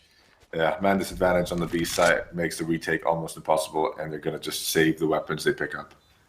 Really, really good from saves right now, getting the early initiative and taking 4 rounds now in this half. But as you said, this is quite a T-sided map. Not too much, but still, it all depends on the teams and how they react when they go into the second half. And if it does also, matter if saves continue the way they are now with the very good pressure, just being able to overrun the site within 5-10 seconds.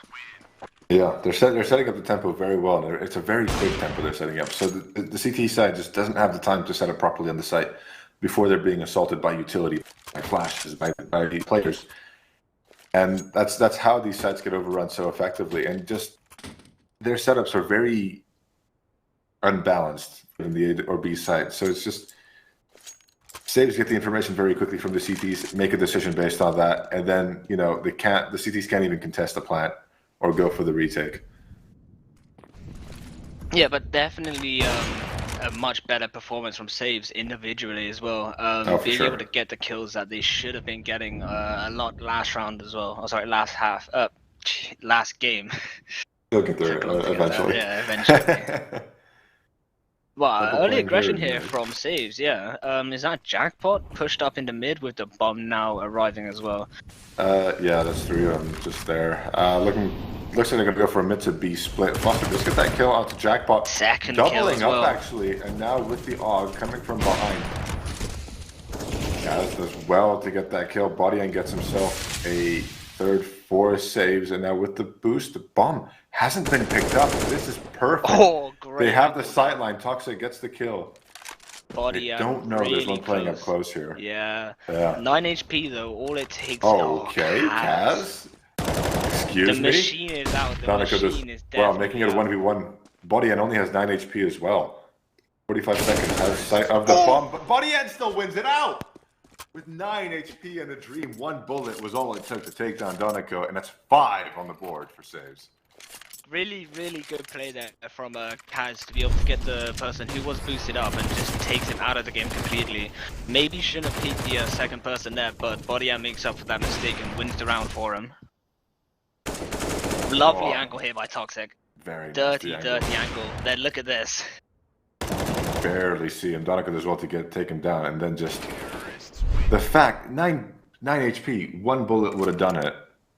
Like Donica could have just come out spraying, and 1 bullet would have probably hit him by chance, and they would have won the round. But no, Bodyan gets the better of him. 7-2 at the moment. He's having himself a great start to the second map.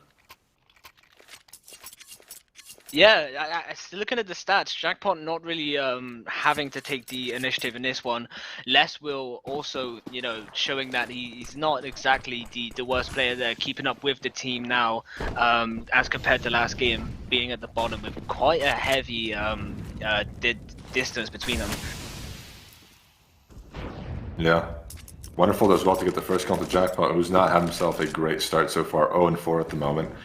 And a man advantage for, it feels like the first time, or maybe the second time in this map.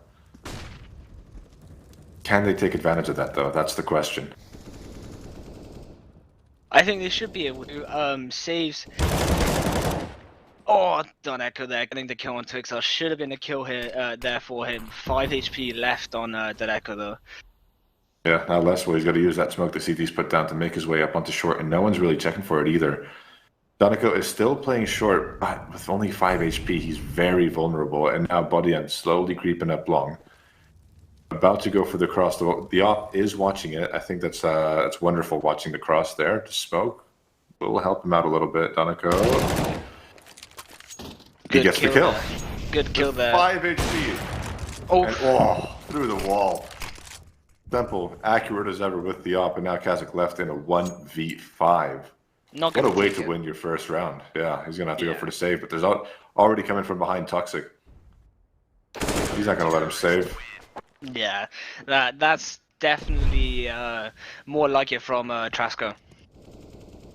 Yeah, being able to get the early advantage, and then even with this kill here, not expecting him, and just takes advantage of that completely. Temple getting a nice shot there to finish the round Toxic on Kaz, and definitely what we like to see from Trasco, getting the first round in this game and looking more confident than it was in the first 5. Yeah, for sure. And it was a much better setup than they had in the first few rounds. It wasn't as split up anymore, although saying that... Ooh, Kaz read it. Yeah, he read that like a book and took him down, and now playing in front of the smoke. It's what I don't like with Kaz, is how aggressive he gets with the AWP. If he misses that shot, that's it. There's not much else he can do. Getting a second kill though. Yeah, and Donico has been taken down low as well. This is completely falling apart from Trasco. Great confidence booster last round, and they just cannot capitalize on it. 2 players of Trasco now in mid, where the bomb actually is on in lower tunnel with Kaz. And I don't think this is going to be the best play, because Kaz is going to try and peek that if he doesn't get any utility. Yeah, here's the thing though about that. Trasco have no presence on the A site. None at all. Yeah, 0, and so it's been called out now. Yeah, so Kazakh makes it up onto Xbox, he gets smoked off by his teammate, and now Trasco have to concede. If they want, they can go for the retake, but it's definitely not a good idea. Their money's not in a great spot, they haven't got the man advantage, and Donico's low as well, so it's basically 2v4. Yeah, and it's definitely gonna be a save here from Trasco. Not gonna attempt anything too ridiculous. Yeah, so saves. Kind of let their guard down for a single round, but they're now back to their old ways. Dominant round win. And it's definitely going to be a more like one-sided game in this one for our saves currently. I don't think that Trasco are going to be able to get many more rounds than they have if Save continue to play as they have been for these past 7 rounds. Yeah, no, for sure. It's important that Trasco hold on to these weapons, though, to at least try and make it a bit closer than it has been for the moment. That boost not really being effective for the CT side and Toxic. Again, he did the same thing on Overpass. He would just go for these wide swings that never really worked out. He's much better when he's holding tight angles, not when he's playing off a flash, swinging out. That's yeah, definitely. I can't even count how many times he's gone down doing a play similar to that. Definitely. Jackpot's still unable to find a kill in this game, though, even though his team is winning, not really putting in the impact that he was in the Overpass game just recently. Yeah. And looks like there's a bit of a heavy presence onto long here for saves. Haven't really gone through the double doors yet. And Donico, he's on guard. He's playing quite aggressively to make sure they don't make it that far. The thing is, though, is that saves don't need to go to double doors. They've had basically full mid control, and if they have had any resistance, it just gets completely destroyed. Apart from the one round where Donenko was on short and gets the 2 frags out. Yeah. Oh, it's another battle of the operas here. The angle. Oh, it works out for Kazakh Kaz again. just more experienced. Ooh, good nade damage though from that. And Toxic, he will go down running through the molly. Twixar being sharp Good as ever. plays. Amazing plays there by Twixter to entry his team, and that's what I like about saves, is they are very flexible with who does what. There's not really any set roles, which is amazing for a team to change up their playstyle. Maybe not using it as much as they should do now. One player remaining in a CT for Trasco, gonna just try and get a pick, but he's trapped. He still gets the kill though. Second one coming in. Oh my god, he came so close to getting the second, but Jackpot his getting their first kill. Yeah, Jackpot getting his first kill there on Foster. Maybe took more damage than he really should have there. Remaining player for Trasco is Temple, and I think we have a disconnection on Trasco as well, so there will be a break after this. We will be seeing a technical pause to make sure everything's okay and that he can reconnect without any further issues. But yeah, no, I mean 7-1. This is feeling very reminiscent to Overpass, the way Trasco started on there. So it is possible that Trasco come back into this map, make it an 8-7 half, and then just completely run away with it in the second half on their T side. But I mean, for the moment, all we can do is wait for the player to reconnect. Yeah, exactly. And it seems like he is back now. It was Foster, if I'm not mistaken. No, I think it was Donico. Because the player disconnected before Foster went down. Either way, somebody disconnected. That's why you have to pause it. It gives them time to actually talk about what's going wrong, what they can do to change it, and to get more of a presence on this first half. Yeah. Looks like we will be getting to the swing of it relatively soon, though. He seems to be back in the server and feeling good. And a double op setup coming out now for Trasco. That did work out before. So hopefully they can have similar success with it now and make this a bit more competitive. Would be definitely nice to see, but the way that saves are playing right now, they just seem like more switched on team. They seem like more dominant, being able to control the map as they'd like to actually, and it's definitely. I think for now, for Trasco, the inexperience of this map is showing. Yeah, no, for sure. I wasn't expecting saves to be quite this good on Dust 2. I thought it would be a bit closer, at least in the first 10 rounds, but they've shown. They've proven to us exactly why they've picked this map. Yeah, exactly. But if it does go to a game 3, if we thought it was hard to predict this game, then Vertigo is going to be very, very hard to even say anything about. The whole other thing that I don't want to start thinking about just yet. Oh, mate, I've been thinking about it since the start. Have you even been paying attention to the game here? Come on. Maybe not as much as I should be. The Vertigo is definitely in my head. Oh, see, a well-placed nade here for saves would completely destroy those two stacked in the corner. One does come out, but still one remaining there. And this is where they're going to use double doors now. You can see Trasco putting more players in a short to counteract the to counteract the mid control that they've been basically given away for free. Yeah, no, it's a bit interesting to see just how much emphasis Trasco are putting on short right now, and that off is basically going to be nullified with flash. Doesn't work yet again for Toxic. Wonderful with a nice flick at the Twixar. The smoke means they're completely locked out of the site. Yet again, they could go for the retake. Given they gotta go for one of them, numbers. Right? Yeah, they gotta go for one of the retakes. But I don't think it will be this one. Like, the money for Trasco is not looking the best. Yeah, it's definitely not in a good state. They would be able to buy, but just not in the way that they'd like. So. And plus, they wouldn't be able to reinvest into a double op. So I think it's probably a good idea that they save. But then they're giving saves way too much leeway. Like they're letting saves get really, really close to the site before any resistance is really happening, and I think they need to notice that. They need to know that, playing this passive, even trying to read the plays from saves there. Obviously, we've seen the two on short and the one in CT just did not work, and they're just focusing too much on where saves could go and not where they actually are going. Yeah, I think that is the main issue with the CT side right now, is that Trasco are not reading saves well at all. I mean, it's not that they're not taking risks. I mean, that heavy short presence would have worked if they'd gone short, but they were betting on the fact that saves were not going to have any long presence at all, and then all of a sudden you've got the bomb and 3 other players coming through long.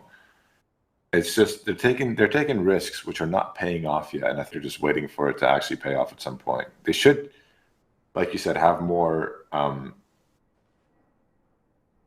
What's the word I'm looking for? There should be more presence on long and just overall on the map.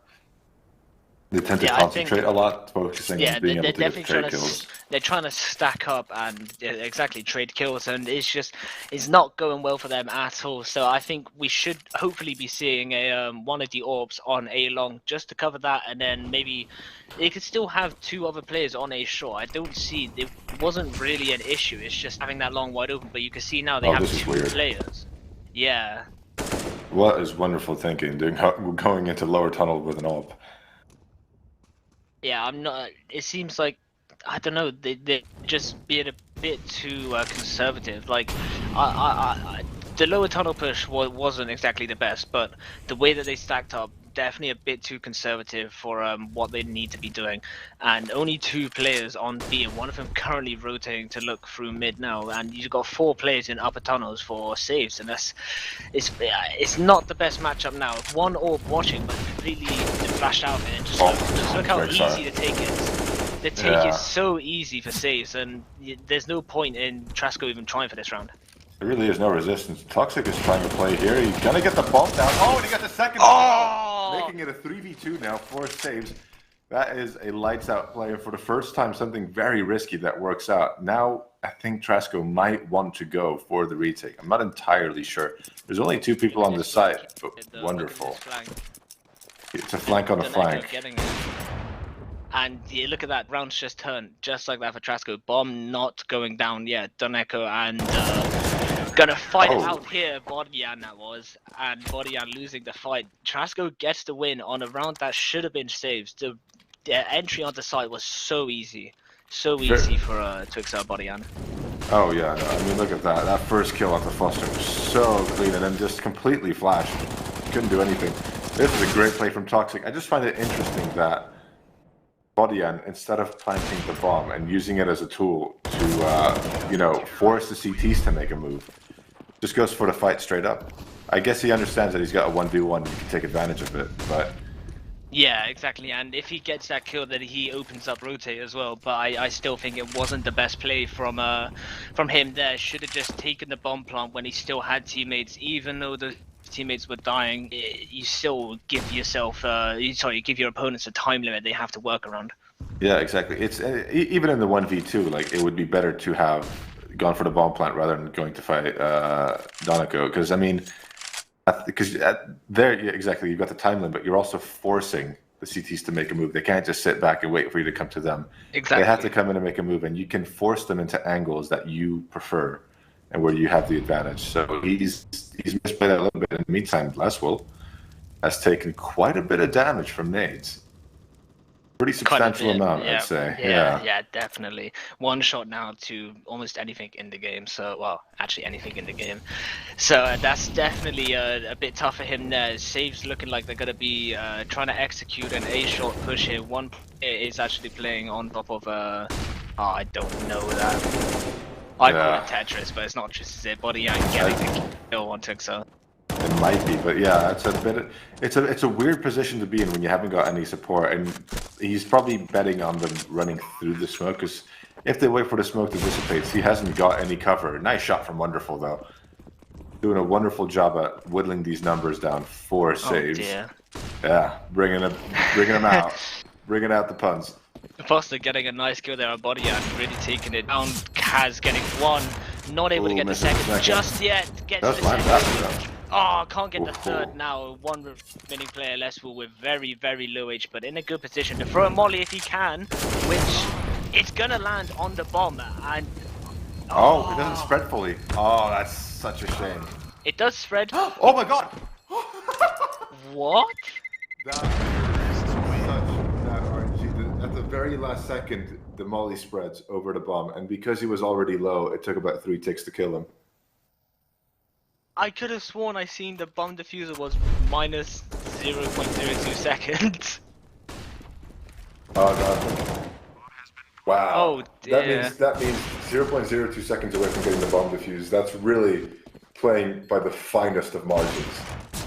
That's incredible. We might be able to see here on the replay. Oh. Yeah. Oh, you're right. Actually. Oh, that's really weird. Yeah, exactly. That went to negative. They go to negative 0.1, 0.2. That's what I was confused about, but we've missed a lot on this round. 2 AWP kills there for the CT side Trasco, but saves still, you know, is still in this game, still have a lot to do. But I think this is probably one of the first like full buy rounds Trasco's actually had. That is true, actually. So definitely showing that you know that they can do something against saves with a full buy, but still the round's not over yet, and I think that they're not going to exactly big gap. Yeah. Big gap in that smoke. He's gonna push through though. Oh, Bodia nearly getting it. Doneko shutting that play down straight away. Both players were flashed. I think one not as much as the other. Leswell is. Wow. Okay. I'm still just so confused as to what happened in that previous round. That's from Temple there. And Bodia was almost the hero. Yeah. Whoa. Go on, Foster. Bodia should have got that kill, but the defuse in the last round before this wasn't the best. Yeah, that defuse is still very much confusing me. Maybe it was an issue with the overlay. Either that or it was an issue with the server itself. I would have to guess it's the overlay. Yeah, I'd like to guess. I've never seen that happen before. But yeah, it's very unfortunate for Trasco. Doneko playing a really advanced position here against saves who don't actually have the best buy at all. Kaz and Leswell are forcing rifles. The rest of his team will have Deeks. But this is dangerous if they don't see him, which they do. Good flash. Great flash. And complete A-long control now. Complete A-long control. One AWP there, but Kaz should be able to deal with him. I think the stats on Wonderful versus Kaz must be in Kaz's favor quite heavily. Yeah, I think the head-to-head is definitely favoring Kaz at the moment. Or flash there, wasn't oh god, that's brave. Toxic, he's going really aggressive again. Could be the play though, as we see in Kaz's crosshair was looking more at the site, and it's going to work for him exactly as planned. Yeah. Toxic getting the kill on Kaz, taking a rifle out. Look at this rotation from the T side, heading towards B. Only have one flash. Temple gets the first, but he's an op against 3. And yeah, he's gonna get taken down by Bodia. 2 HP left though, so it's definitely a retake that the CT side could go for. It all depends on how many Leswell can get. Obviously, Bodia deciding to pick up the AWP instead of staying with the AK, but doesn't realize the flank is coming. Toxic getting the first kill there, and gonna be tough for Leswell here, but one down. Oh, that was close. I was worried that Trasco were gonna go into it 1v1v1, which basically nullifies their number advantage. But no, they play that well. The first guy does go in and gets killed pretty quickly, but they coordinate well with the other two to kind of force Leswell into a difficult fight. Weird that Jackpot didn't see the opera there, but oh well. Yeah, well, still a good rotation for saves. Not really having the best post plant, not being able to not realizing that there is one on the flank. That would be Toxic, but really well played by both teams there. Obviously, Trasco do take the victory in that round, and I think that should be a turning point for Trasco in these remaining 2 rounds. They should be able to get at least one more. Look at saves by really very bad buy. Yeah, exactly. So not really even buying much at all, just saving for the final round. Oh, misplaced volley there. Toxic gets punished for it. Yeah, but it does still do a little bit of damage to Jackpot, so it wasn't all in vain. A second molly will follow up and will do a bit more damage. That nade finishes him off, though. Great nade right at his feet. Toxic getting a kill, basically only using utility. A flying kill from Foster against the pistols will only be able to get one more of those. Bodyan opens up the site alone with the bomb, and we've got... But look at this flank. Yeah, Twixer, he's going to drop down from CT. They don't hear it, but he cannot take advantage of the shot. The PT50 being too inconsistent of a performer, and Toxic comes in from the back, takes him down, and Trasco are recovering to make this a pretty competitive half. One thing that I haven't noticed in his game is Jackpot's presence. Jackpot has no presence on this map right now. Oh, he's been completely anonymous at the moment. And I think that's maybe where they're going wrong, not having that map control that Jackpot does bring to the table. Yeah, he's not lurking as effectively as he could. He's not even lurking at the moment. He's taking more of an entry role right now, which I think is it might explain his relatively poor scoreline in this map so far. Just after not some really point, having the opportunity. Exactly. He's trying to entry on one side of the map where there's not really anyone there. His teammates are opening up elsewhere. And in these last few rounds, most of saves have been pretty anonymous. They've gotten close to the site and to a bomb plant once or twice. They did get the bomb plant once. But for the most part, it's become Trasco's game entirely. Oh, nice little move there to get the opposition shot. Look at that note on the Kazakh, though. Kaz. 55 HP just taken down there. Oh, and he's got a Molotov as well to pile onto it. No damage there for him. Jackpot, though, oh, I forgot what I was going to say. Were you too mesmerized by the play happening? Yeah, I think so. Yeah, I'm not going to remember, so let's just move on. It is a very heavy short presence here from saves at the moment. Yeah, not really much coming from it though. I think Trasco have adapted well to it. Having that more advanced position up on long to notify if it's actually a full A execute or not, and then the two players off on the side actually are just watching short and make sure it's not a push now. Push through mid though, and Foster's gonna get a nice kill there. Toxic Foster. Oh my days, it's a massacre. Another one on side. Foster's able to get that one as well. Less will. It's the final one on side, pushed up through upper tunnel, and it's a 4v1 in the final round. 10 seconds left. He doesn't have the bomb either. Yeah, exactly. Nothing Less will's gonna.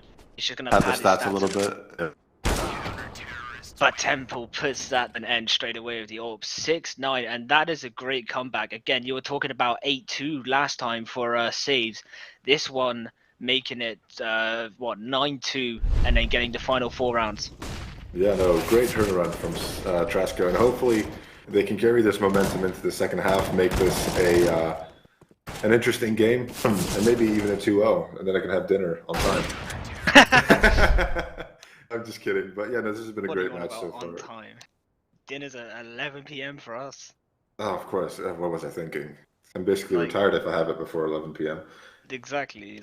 This is 2021, man. Stop being so offensive. If your pattern's not the same as mine, it's very offensive, mate.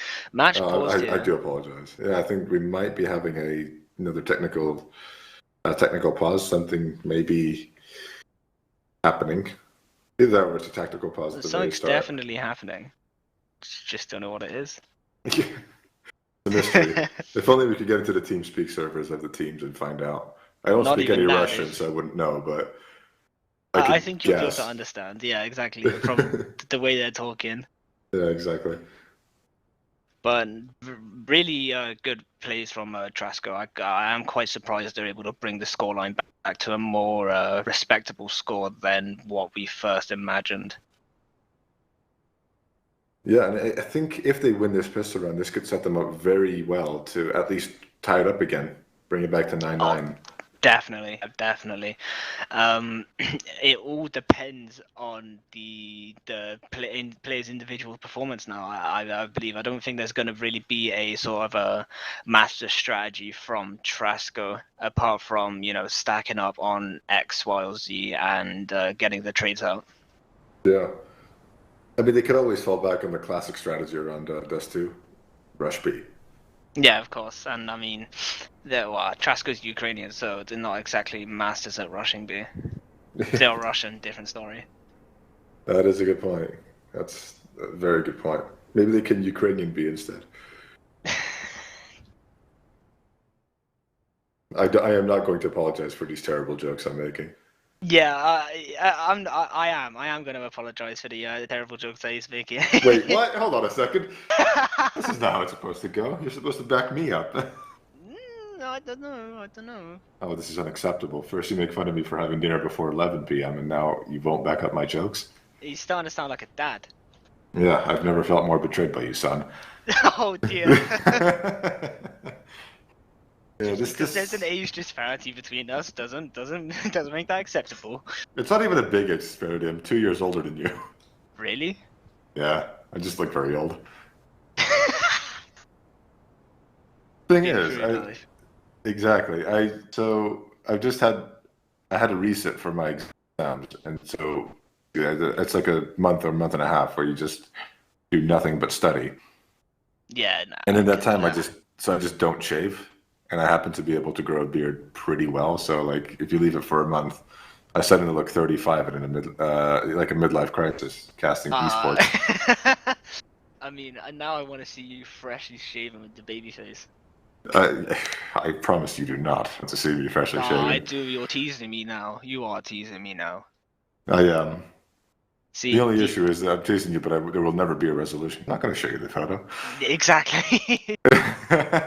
Anyways, Go on. the technical pause has ended, and we will be getting back into the second half. Can Trasco bring it back and potentially even win the map, or will Saves show their experience and their preparation on Dust 2, their map pick, and win it out?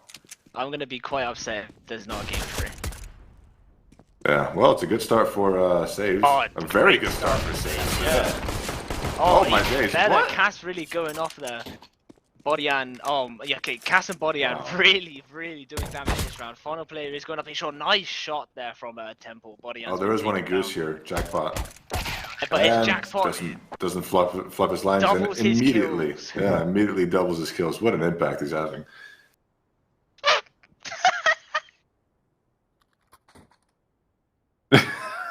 Oh my god. Looks like Trasco got a full eco though. No buy coming in except for P250s and Deagles, and there's some flashes on Toxic. How many of these players do you think hate us from what we say? Oh God, I'd be surprised if it wasn't all of them. Russian Jesus. Yeah. I would love to have an interview because I think you'll be very comical. Oh, Because I just feel like he's quite a scary person. No, I think honestly he. Oh my. Oh my days, Bodyan. 4K from Bodyan after the nade. What a play! Toxic getting picked off by his teammate. Amazing play by Bodyan.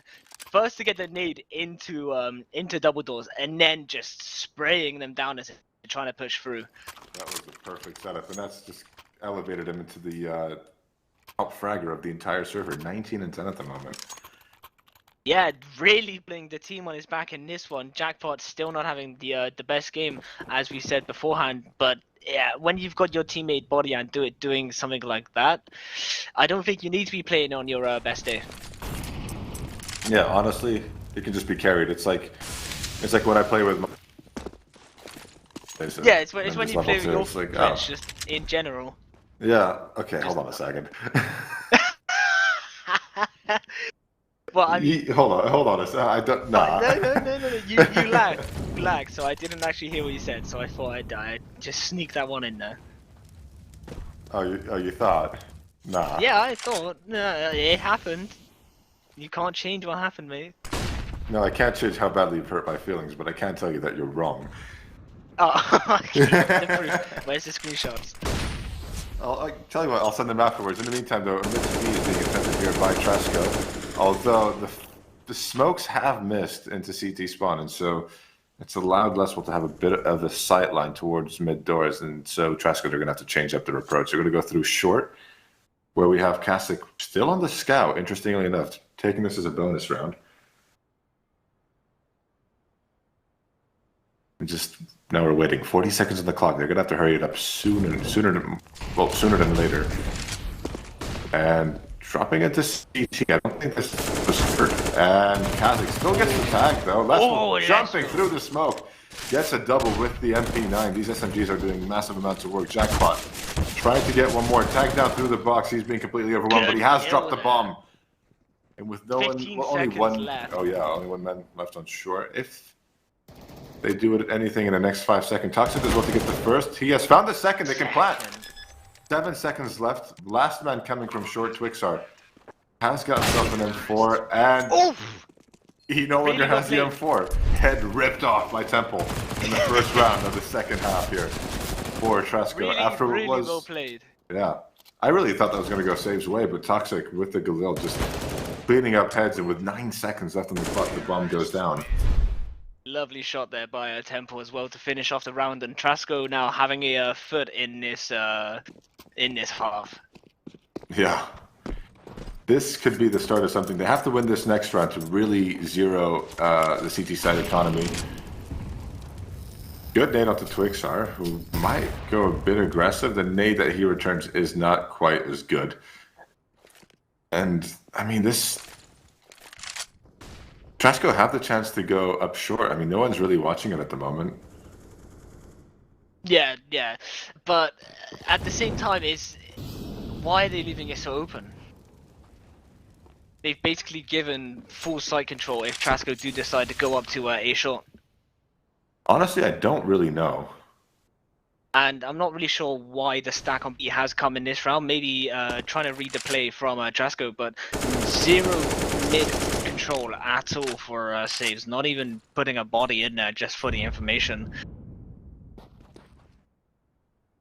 Yeah, Kaz has now changed his attention to watch short. He could be quickly overwhelmed if they peek him together. He doesn't have any support from his teammate down in pit. So well-located flash and multiple members, you know, would easily overwhelm the op there. Even if he gets 1 kill, he wouldn't be able to get this trade. The flash doesn't really land. Does manage to get away though. Drops the smoke, removes the sight lines. The flash goes is good straight from back the to tees. And oh, he has a dirty angle. This one. From Kaz there. Really naughty angle. Temple does get a kill on Twixar there, but really nice angle from Kaz there, taking another bit out of the game. And one player is stuck on side. Jackpot getting the kill on Temple there. Big kill for Jackpot there. And this could really go in anyone's favor. Trasco could pull out a madness here, but I think Save should be able to take this one. Don Echo getting the first kill there on Jackpot. I don't think Les was aware of that. Oh, well, he is now. That Wonderful Definitely was past that Molotov. And now coming from behind, Donico. Right? Yeah, takes him down. Wait, oh my god, they don't have a kit. Oh, you losers. Yeah. You've seen it happen before with saves. Why didn't they buy a defuse kit? They had $2,000 each. Not too sure about that one there. Saves kind of throwing away the round there, not really planning in the future. That's a little bit of an oversight. Yeah, still not buying a defuse kit as well. We have two Body and Leswell with the kits now, but they're too learning little, from their too late. mistake. Yeah, too little, too late though for me. Yeah. If they go down this round, they'll have a bit of loss bonus to build up, but they will still have difficult buys if they lose this round. Twixar going aggressive into lower tunnels. He's just posting up here, expecting Temple to walk into his crosshair. And yeah, that's exactly what happens. Doesn't really get that much done. Body end though gets taken down by Wonderful without much damage in return. The smoke's but look at the covered rotation across. already. Yeah, the rotation from saves here. Ooh. Oh, playing with interesting. fire, A lot of good damage. nade. Yeah, lots of damage there from that nade, and it's again round could go either way. Nice move. Good What move an from amazing Leswell. move there by Leswell. Yeah, and it's getting a little bit panicky here from the T side, not really knowing where these bullets are coming from. Kills from behind the smokes. Finally, one goes down, but Twixer gets the trade onto Donico. The op taken down by Foster. He's having himself a game, and a lot of impact in this round. Once by oh God, what's that? Gandalf. That's what that is, I think. Gandalf. And ooh, Wonderful gets the kill onto Twixer. That opens up the ability to go towards B. Yeah, only one man though. Jackpot does well to get the trade. That's bad. Yeah, I'm not sure what Foster's doing there at all. I think Foster expected him to already go rotate towards B, because he would have heard the rotation. Isn't this camo like ridiculously expensive? The one that Wonderful has on his AK. Yeah, Jackpot does have a kit this time, so he has a bit more time to play with the utility. Oh! Wonderful, just slamming it from the No love lost for Trasco. Two-man army to make that round happen for Trasco, and they're slowly making their way back into this game. From 6-11 to 9-11. Yeah, it's good for me to have dinner on time. As the old man that I am. Not good for me, because I really want to see a game 3 in this one. I want to see what these two teams can do on Vertigo. Oh yeah, I would love to see that as well, but my stomach does not. Ooh, wonderful. He's catching Kazakh playing with fire. Full pistol round here from the CT side. Not much this should they're be going to be able such to an do. easy round for Trasco, but the triple stack on B plus the 2 players already rotating into CT, this could be messy. This round could be very messy.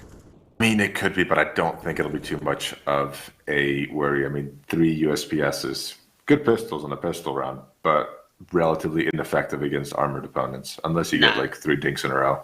Yeah, exactly. So could go anyone's way still though. Trasco not trying to execute a site so early on. No need for them to actually do that. Gonna try and get the information that they can, but all of the saves players are just kind of waiting, biding their time.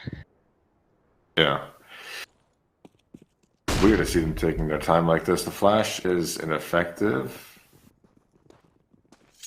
Foster has 2 players. He's got an idea that they're somewhere in CT. The rest of the team are walking into the stack. Oh, the nade is good, but the trades are better from the T side. Only 1 man left now. On site, that's Body End with the Deagle. Does well to find the first, cannot quite find the second. Ooh, wonderful cut with the bomb out. Almost gets taken down. Twixar and Jackpot getting a kill apiece. Now they have a rifle as well. Yeah, the bomb goes down. No armor though, so still relatively vulnerable. But what? What? Unbelievable! Unbelievable from Twixar there getting the double, and we have to see that on replay. We have to see this one on replay there. Saves taking this round from underneath Trasco. Should never lose this round. Trasco bombed down, but just wasn't able to take the play offside as quick as they can, and just getting traded out in awkward positions. That was unbelievable though from Twixar. Yeah, exactly what was doing with the AK. He just got in and beat them both to death. You are very quiet now. I'm not sure what's going on. Oh, I think I yelled very loud before, so they adjusted my audio. Oh dear. Oh, unbelievable now from Saves. We need to get a replay at some point for that play on Twixar. That was unbelievable by him there to win the round for Saves and put Trasco on an eco. Yeah, what a turnaround from Saves, and I think this could be the beginning of the end for Trasco. If they give up this round, it'll be 13-9. Although Toxic gets the first onto Jackpot, who's really not having a good game so far.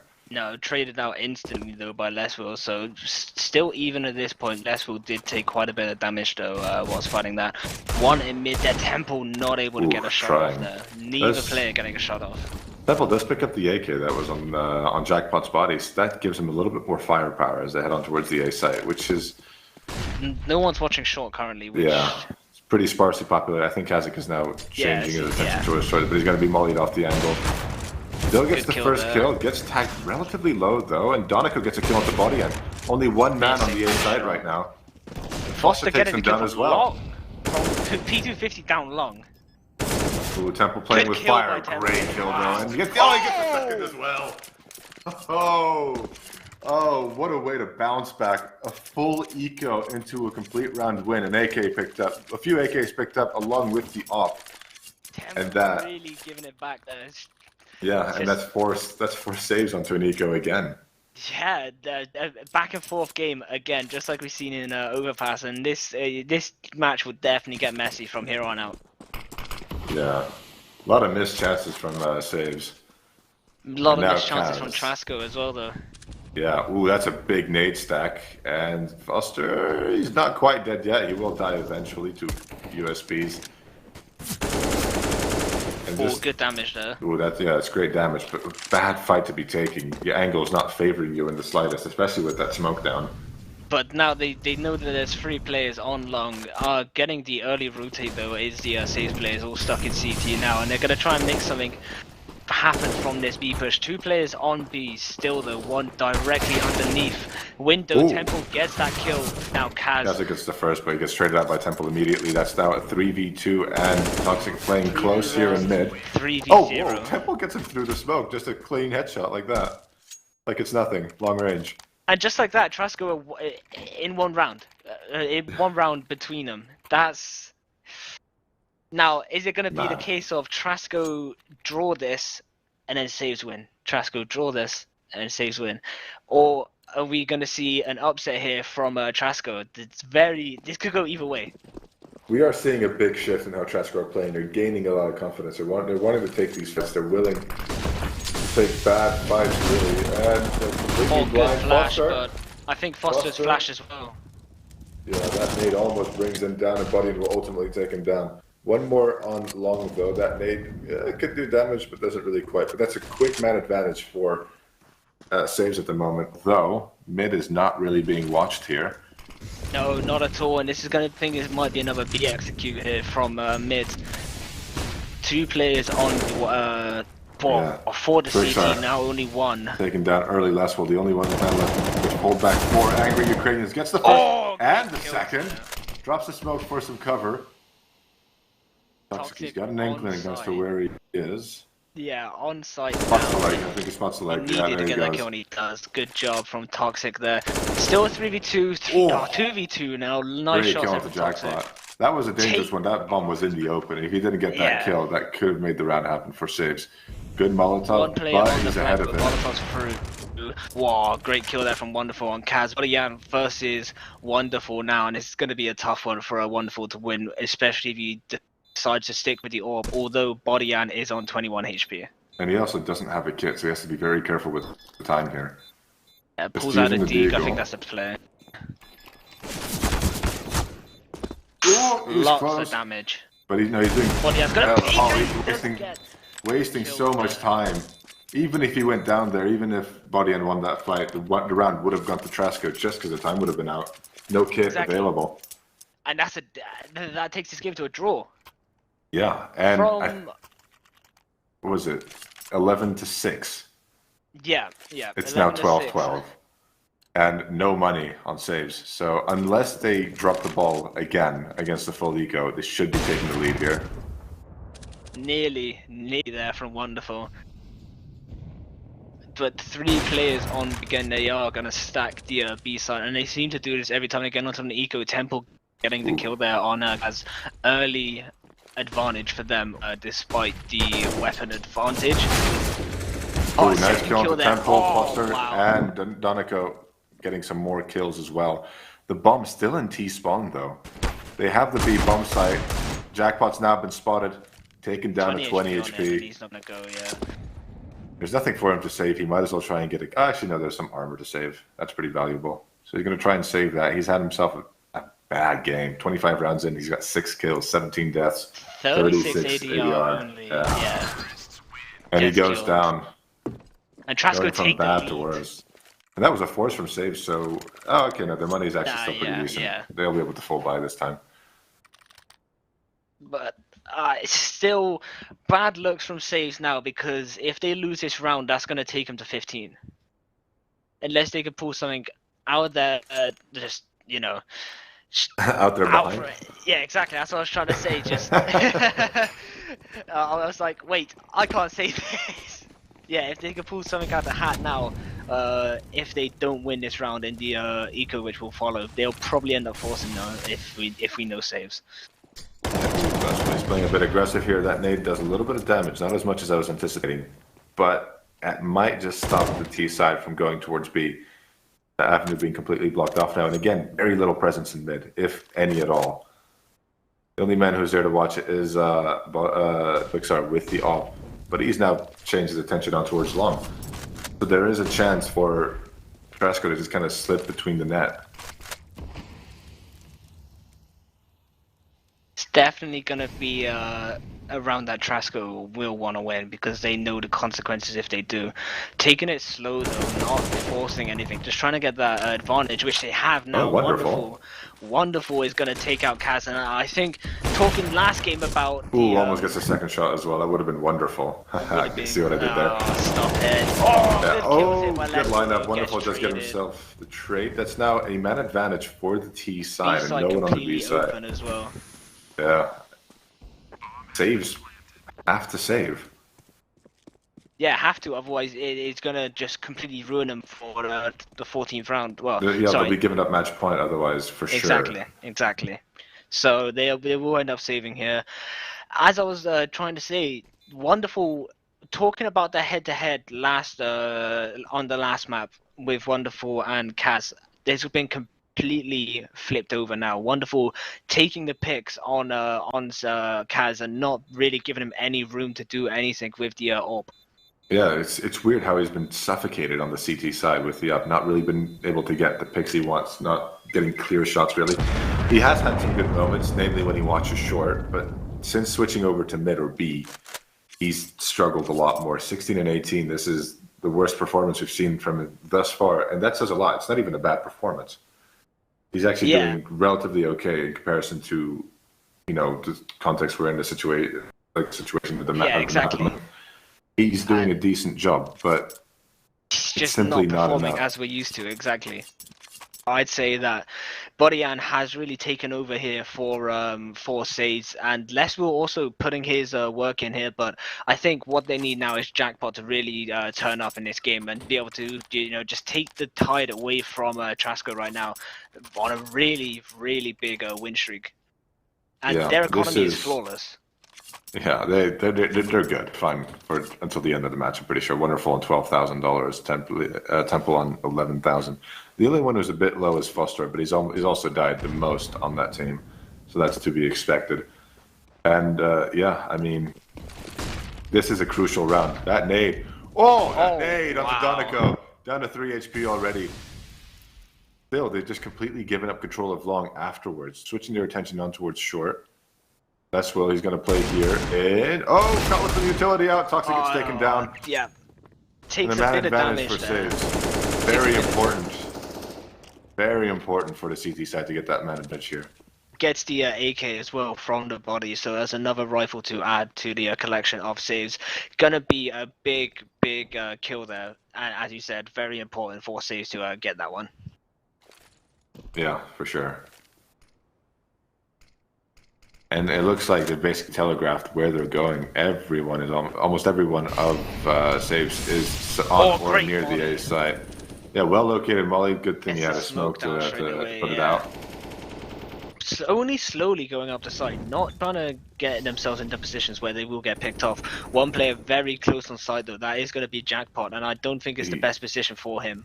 Yeah, he's not got the best. He's got a deagle against 3 men. He's going to be completely isolated as well as a result of the smoke that's still there. Unless I think it's dissipated now. Yeah, Flash is good. Nice kill. Good trades, and Jackpot gets taken down as well. One more man on short. The off, wonderful. Trying to make it work, can't really make it happen. Les will and Bodyan making it a 1v3. Doneco has been on 3 HP the whole time. Not going to be able to do anything there. Can't. Doesn't even matter about the HP. Would still have been killed instantly. Yeah, no mercy given. Yeah, really well played there by saves to keep calm, take the retake as they should have, and ultimately get the round from that. I seen it then, it did it again. 0.0 or minus 0.02. Yeah, but that's good overlay thing then. Yeah, definitely. But Trasco, I'm thinking that what? Who took that round where the bomb was like that? It was Trasco, wasn't it? No, Trasco lost that round when the... Oh yeah, Trasco wins that round. They're on 15 right now, and this could be a whole different scenario from what we're seeing. Yeah, for sure. It's a little bit unfortunate, but this could... If saves win this round, we could either be saying saves win the map or overtime. Yeah, definitely one of the two. I don't think that Trasco will let them get to 14 and not go into that situation. Yeah. Because the money for Trasco, Wonderful had what 12k last time, and now he's all the way down to 4k, just like that. Yeah, the economy was not as solid as we first thought. That's also because Doneco and Foster couldn't buy for them, didn't have that much money themselves, and probably dropped over some weapons. Exactly, but if Saves do lose this round, the buy for them is going to be very, very weird. Playing a double AWP as well, which I didn't even notice, and I'm surprised Jackpot isn't actually playing with the AWP right now. I thought they would have given that to him, saying that it's the like easier gun to play as opposed to the AK. What he said about the AWP? What? That it's an easier gun to play? Yeah, how dare you? What? I'm an AWPer. Yeah, exactly. Oh, come on. You walked into that one, mate. You can't even. I really did. Oh, man. I'm just taking L's today. Is this because I made all those Jesus jokes yesterday? I think so. It's definitely compensation for using his name uncopyrighted. Oh wow, catching completely off guard, and it's wow. A massacre on the A site. Only one man left, Twixar, and he's gonna have to save. No money will be available to his teammates as we head into match point. And to me, that decides the game. Yeah. Saves really have to do something magical next round to really keep it going. Twixano getting a few kills here. Gonna put a lot of strain on the Trasco's economy if they do end up winning the next round. Yeah. Because that's the two players with the most money as well. Yeah. Ooh, we got it playing with fire, right? They're really trying to bait in Twixar, trying to get rid of his AWP. Because that would really complicate things for the CT set. Because if he saves this, he can drop for a teammate. As it is now... Oh, dies by the bomb as well. Yeah, Twixar just kind of corralled him into that corner, and he couldn't come out. But like, this drop down and into CT completely caught them off guard, and Foster did really well to get that kill through the smoke as well.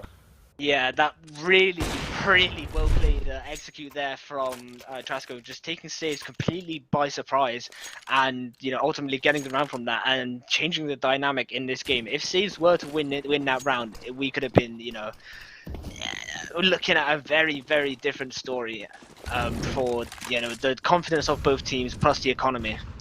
Although Saves are able to full buy.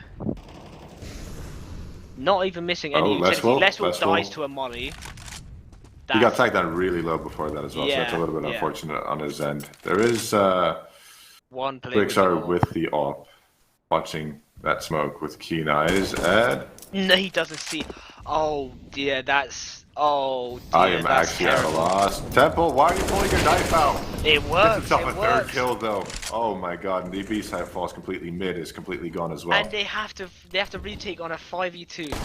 The B side with the bomb down, that's going to be basically impossible unless Russian Jesus can make a miracle happen. Just disconnects every player from the game. Yeah. Divine intervention, DDoS is the entire server. Oh god, we got to play it around again. That's my bad, boys. Sorry, lads. Unbelievable from Trasco though, and honestly, I think Saves aren't going to be able to pull this off. They're taking too long. Yeah. The first kill is wonderful though. But look how many players are on B side for Trasco. Yeah, it's just impossible. They do both have kits. The time is running very low, and Kazakh taken down through the wall by Doneco. That confirms the series for Trasco, who will be your Ghetto eGames Season 1 champions. Wow.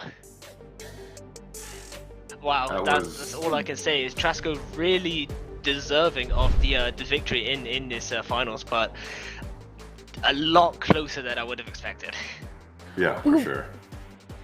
I mean, in the beginning, especially in the first half of the second game, I was like, oh, it looks like we're getting to a third map. We're going to Vertigo. This looks so promising, so good.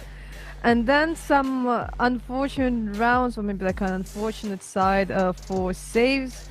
There were some situations with them with Trasco. They lost like to a full eco, or saves like they lost it to a full eco.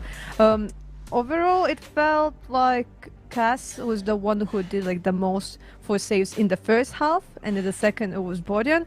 But overall, like it was not enough. It was not enough for them to win. It really was the case. It really was a case of saves. It's just slowing down. It feels like they're play style was very consistent throughout each side, and so slowly, as the half continues to go on, Trasco get a better idea of how they set up on the CT side and the T side, and they adjust for that, which is why we saw them get in, like inching into that first half to make it a 9-6 from a 9-2 score, and then in the second half, saves get 2 rounds, and then almost immediately have been figured out, and it's like a switch flips. Yeah, in Trasco, it was incredible. Definitely reminded me of the first game of the series on Overpass, where saves are losing very, very decisively, and then just all of a sudden just completely switch, understand how they're playing on that map. And to be honest with you, to me it just feels like it's such a repeat, because it's the maps that the teams who were actually dominating in the first couple of rounds had picked. So it's more of a just mind game, just figuring out where they're going to be, how they set up, how they play, and then taking advantage of that, how they see fit.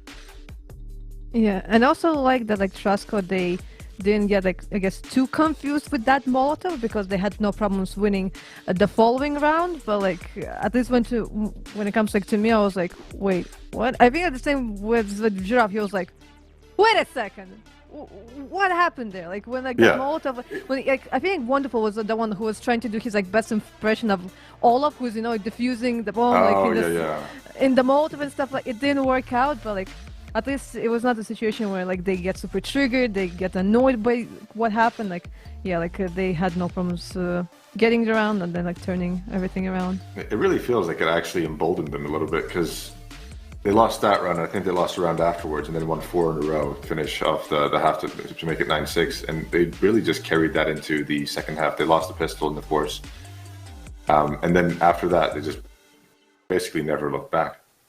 They did not. Yeah. I don't really have many words to say. Trasco just played as expected, played very, very well, and Save just couldn't keep up with the pressure that was happening. And I think this is deserved. I think this is very deserved. Absolutely. He had so much impact. He was entering, he was getting kills all over the map, he was lurking, he was doing everything for Trasco, especially on that T side. On the CT side, I think he was playing on B, and he struggled, especially in the beginning. But once they switched to that T side, he became a completely different beast. Oh yeah, unbelievable. Some of the kills that he was getting as well, just the reactions of it, and the one thing that currently is playing through my mind on short, he's able to get that one kill, the headshot, and then just look down at the floor, covering his head, and then straight back up and just gets the spray control across and gets a second headshot to win him the round, and it's unbelievable.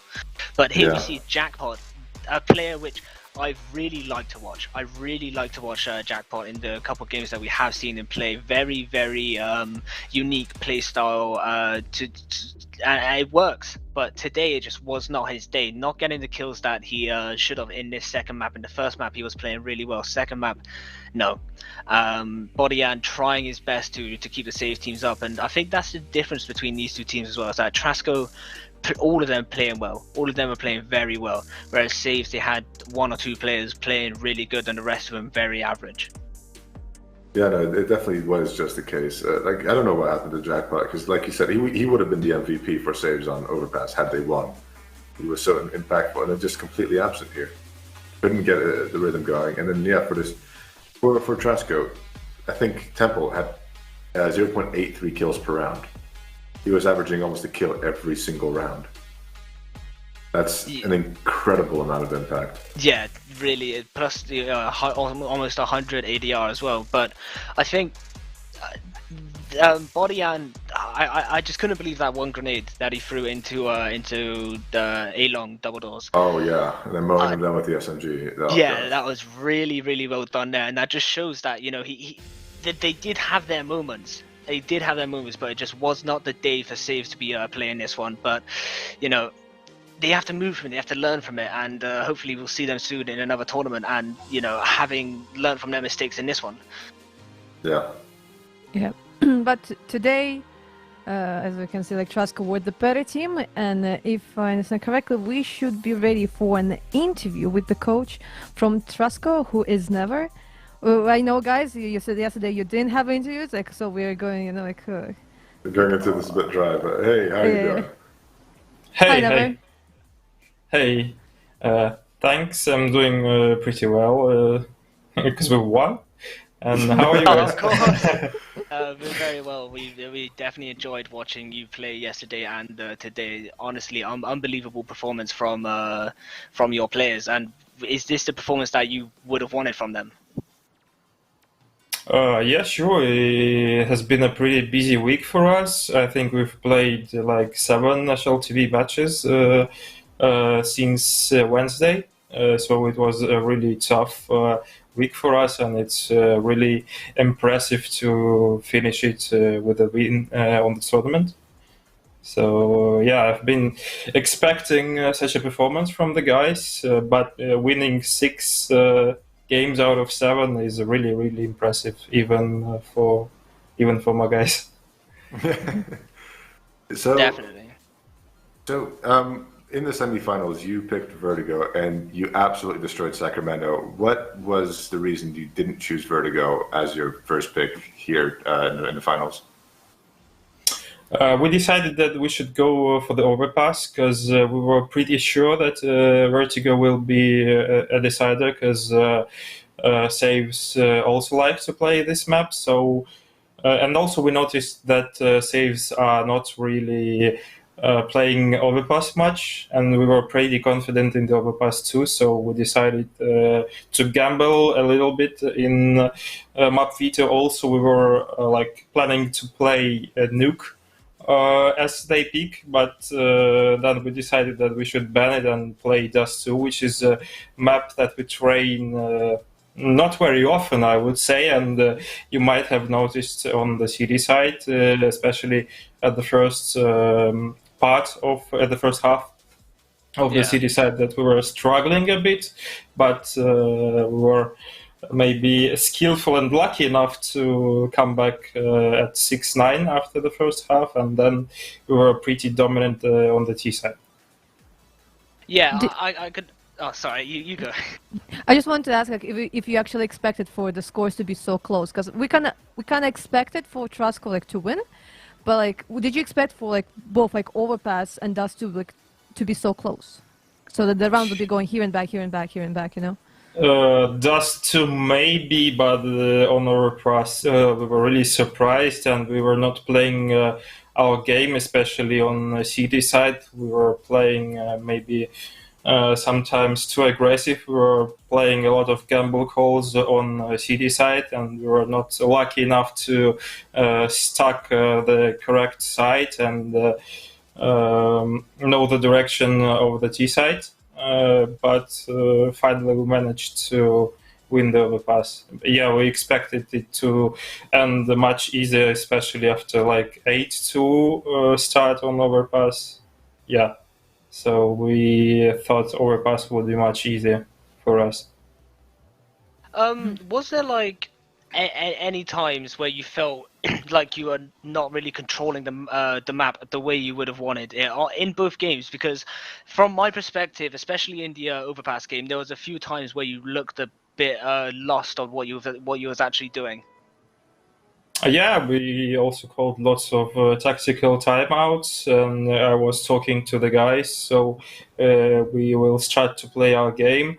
It was a tough moment for us when it was like we lost the pistol on overpass on CT side, and then we played Force Spy, almost won it. It was 5 versus 3, and we had bomb control. Then we decided to fight on long, and it was a big mistake.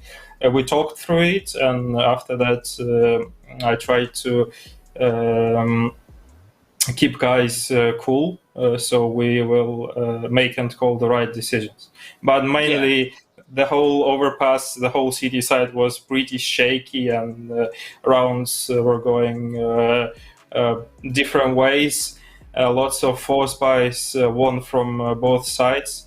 And on Dust 2, we had a struggle on City side, but I knew that 5 or 6 rounds as a defense would be enough for us to win the game, because I was pretty sure in our offense, in our T side. Yeah, Yeah. on Dust 2, so you were 9-2 down on the CT half. Like, you struggled in the beginning, and then I think you took a tactical timeout and then won the last 4 rounds in a row. What did you and the team talk about to make such a turnaround happen? We spoke once again about gamble calls. I told that guys were losing like 1-8, but we played almost every round. We pushed something, we gambled, it wasn't going our way, and I said, guys, let's play more default, more passive, and let's hope we can win the rounds. And it really worked out because I mentioned it also on Overpass that saves are really good at controlling the map on the T side, but they have some problems in execution sides. So if you just don't give them advantage early, they might struggle in coming to side. So we just played more passive, and I think it worked out for us. How did Wonderful react when he burned in the Molotov?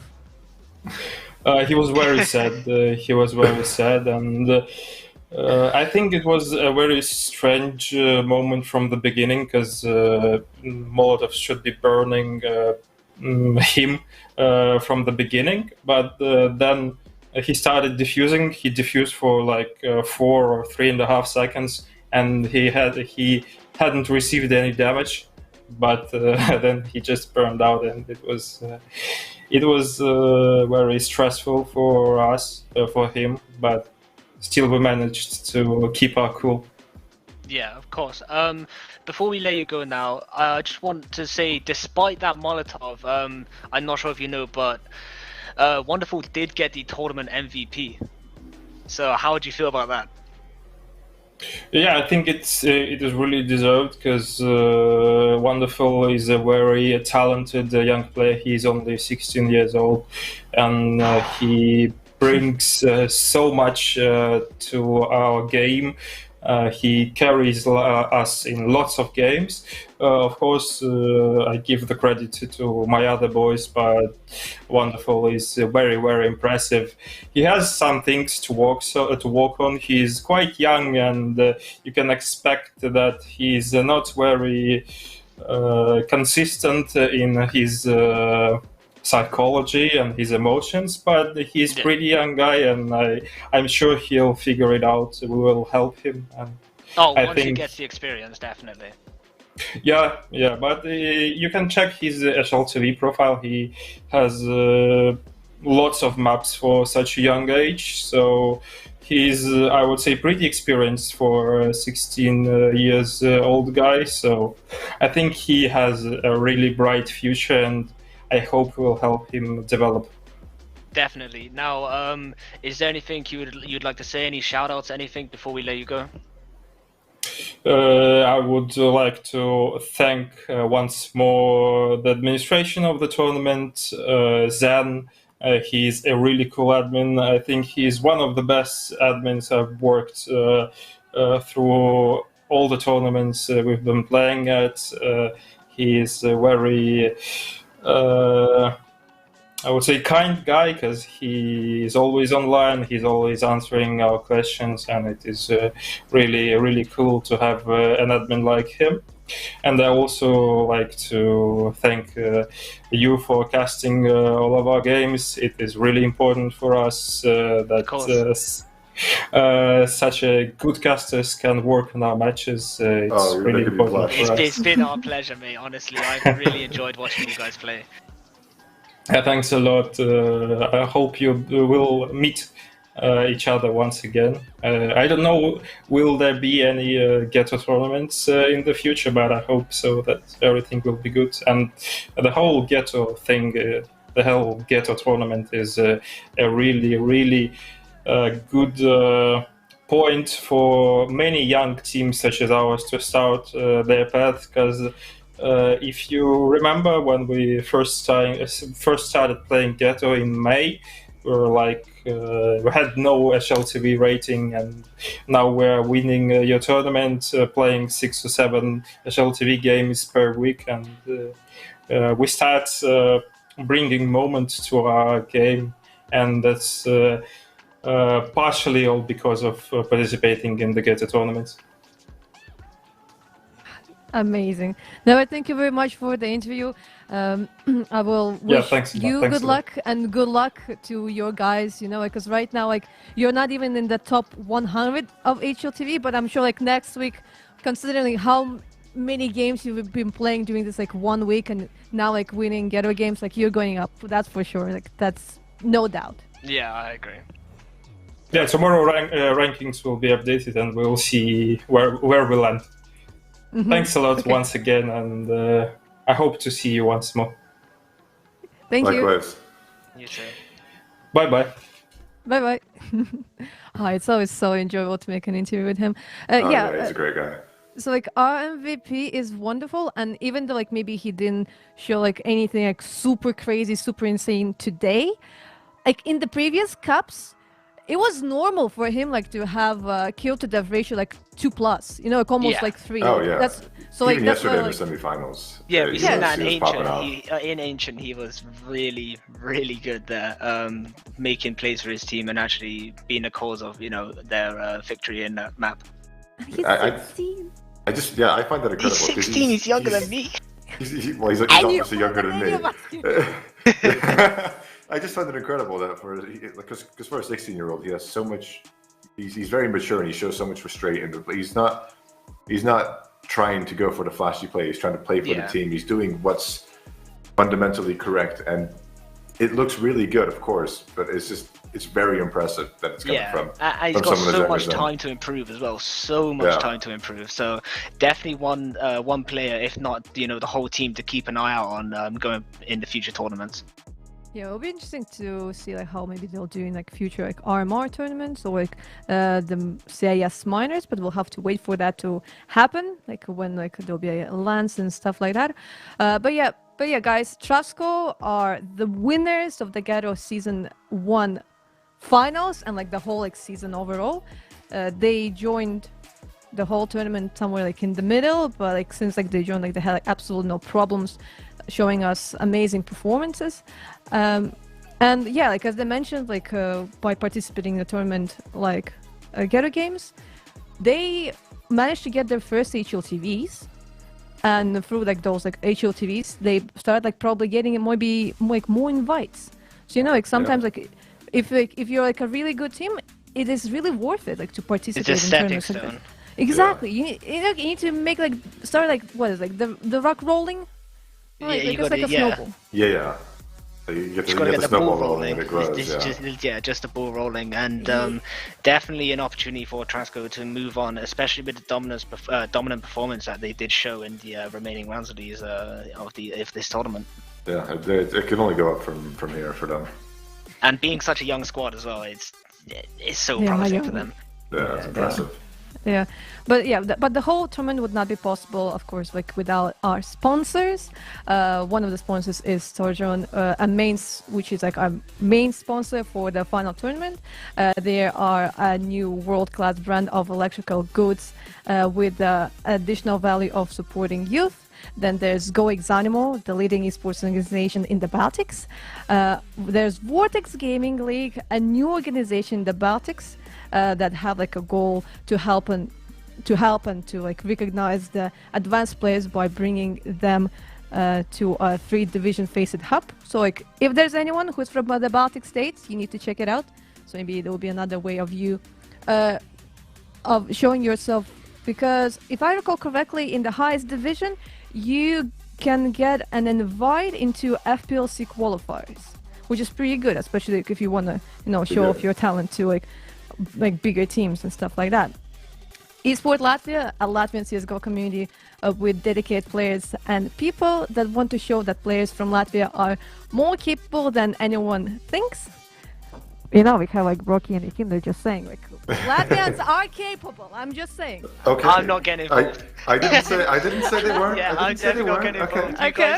You guys have your war. You have your civil war. I'll stick to mine. Yeah, like we're like it's not a war, but just like we're like no, it's like that. And of course, Identity Latvia, which is logistical communication support for the season finale. And oh yeah, of course, guys, thank you very much for casting the both like the semifinals and the finals. You did an amazing job. even with all of the Jesus jokes. Hey, They don't put only those on added me. to the broadcast. Okay, you know Yeah, what? no. I will defend the Jesus jokes now. They made the broadcast as good as it was. No, I disagree. Take responsibility for that, Giraffe, and just be quiet, okay? Unacceptable. Well, either way, it's been my pleasure. I'm not sure about Giraffe, but it's definitely been my pleasure to No, it's cast been these my games. pleasure as well. Yeah, Yeah. exactly. Just want to thank the production staff as well for putting on a quality stream as always, and you, Heku, for hosting today. It was great fun to have you around. Thank you. And probably from maybe like the whole audience and like from the casters, I want to say thank you to the organizers, so like the admins, all the observers for making such an amazing production. Thank you very much. Hopefully there's going to be maybe like another season, or there'll be like more tournaments from Ghetto eGames. We'll see it in the future, but hopefully this is not the last time we see each other here like on the same screen, right? Yeah. I mean, you're not really seeing me, but yeah. Yeah, check in a camera, my guy. I'll get a camera when you get season 2 started, alright? That's the deal. I'll get a really good camera. You guys get season 2 started. What do you mean by good camera? Like I don't know. One that something works. costs a lot. Yeah, that's a good enough. One that works. One that isn't 144p. I see. Yeah. I see. One that's not from 2006, basically. Yeah, it's basically the same age as me. But yeah.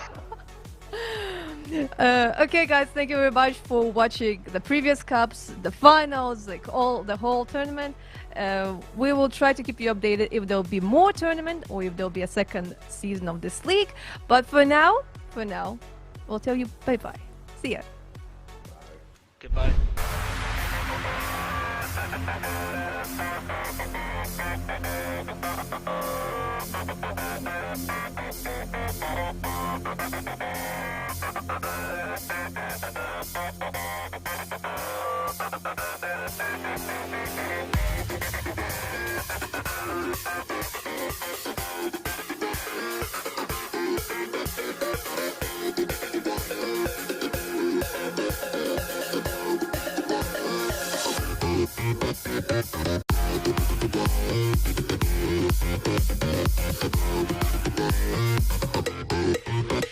back.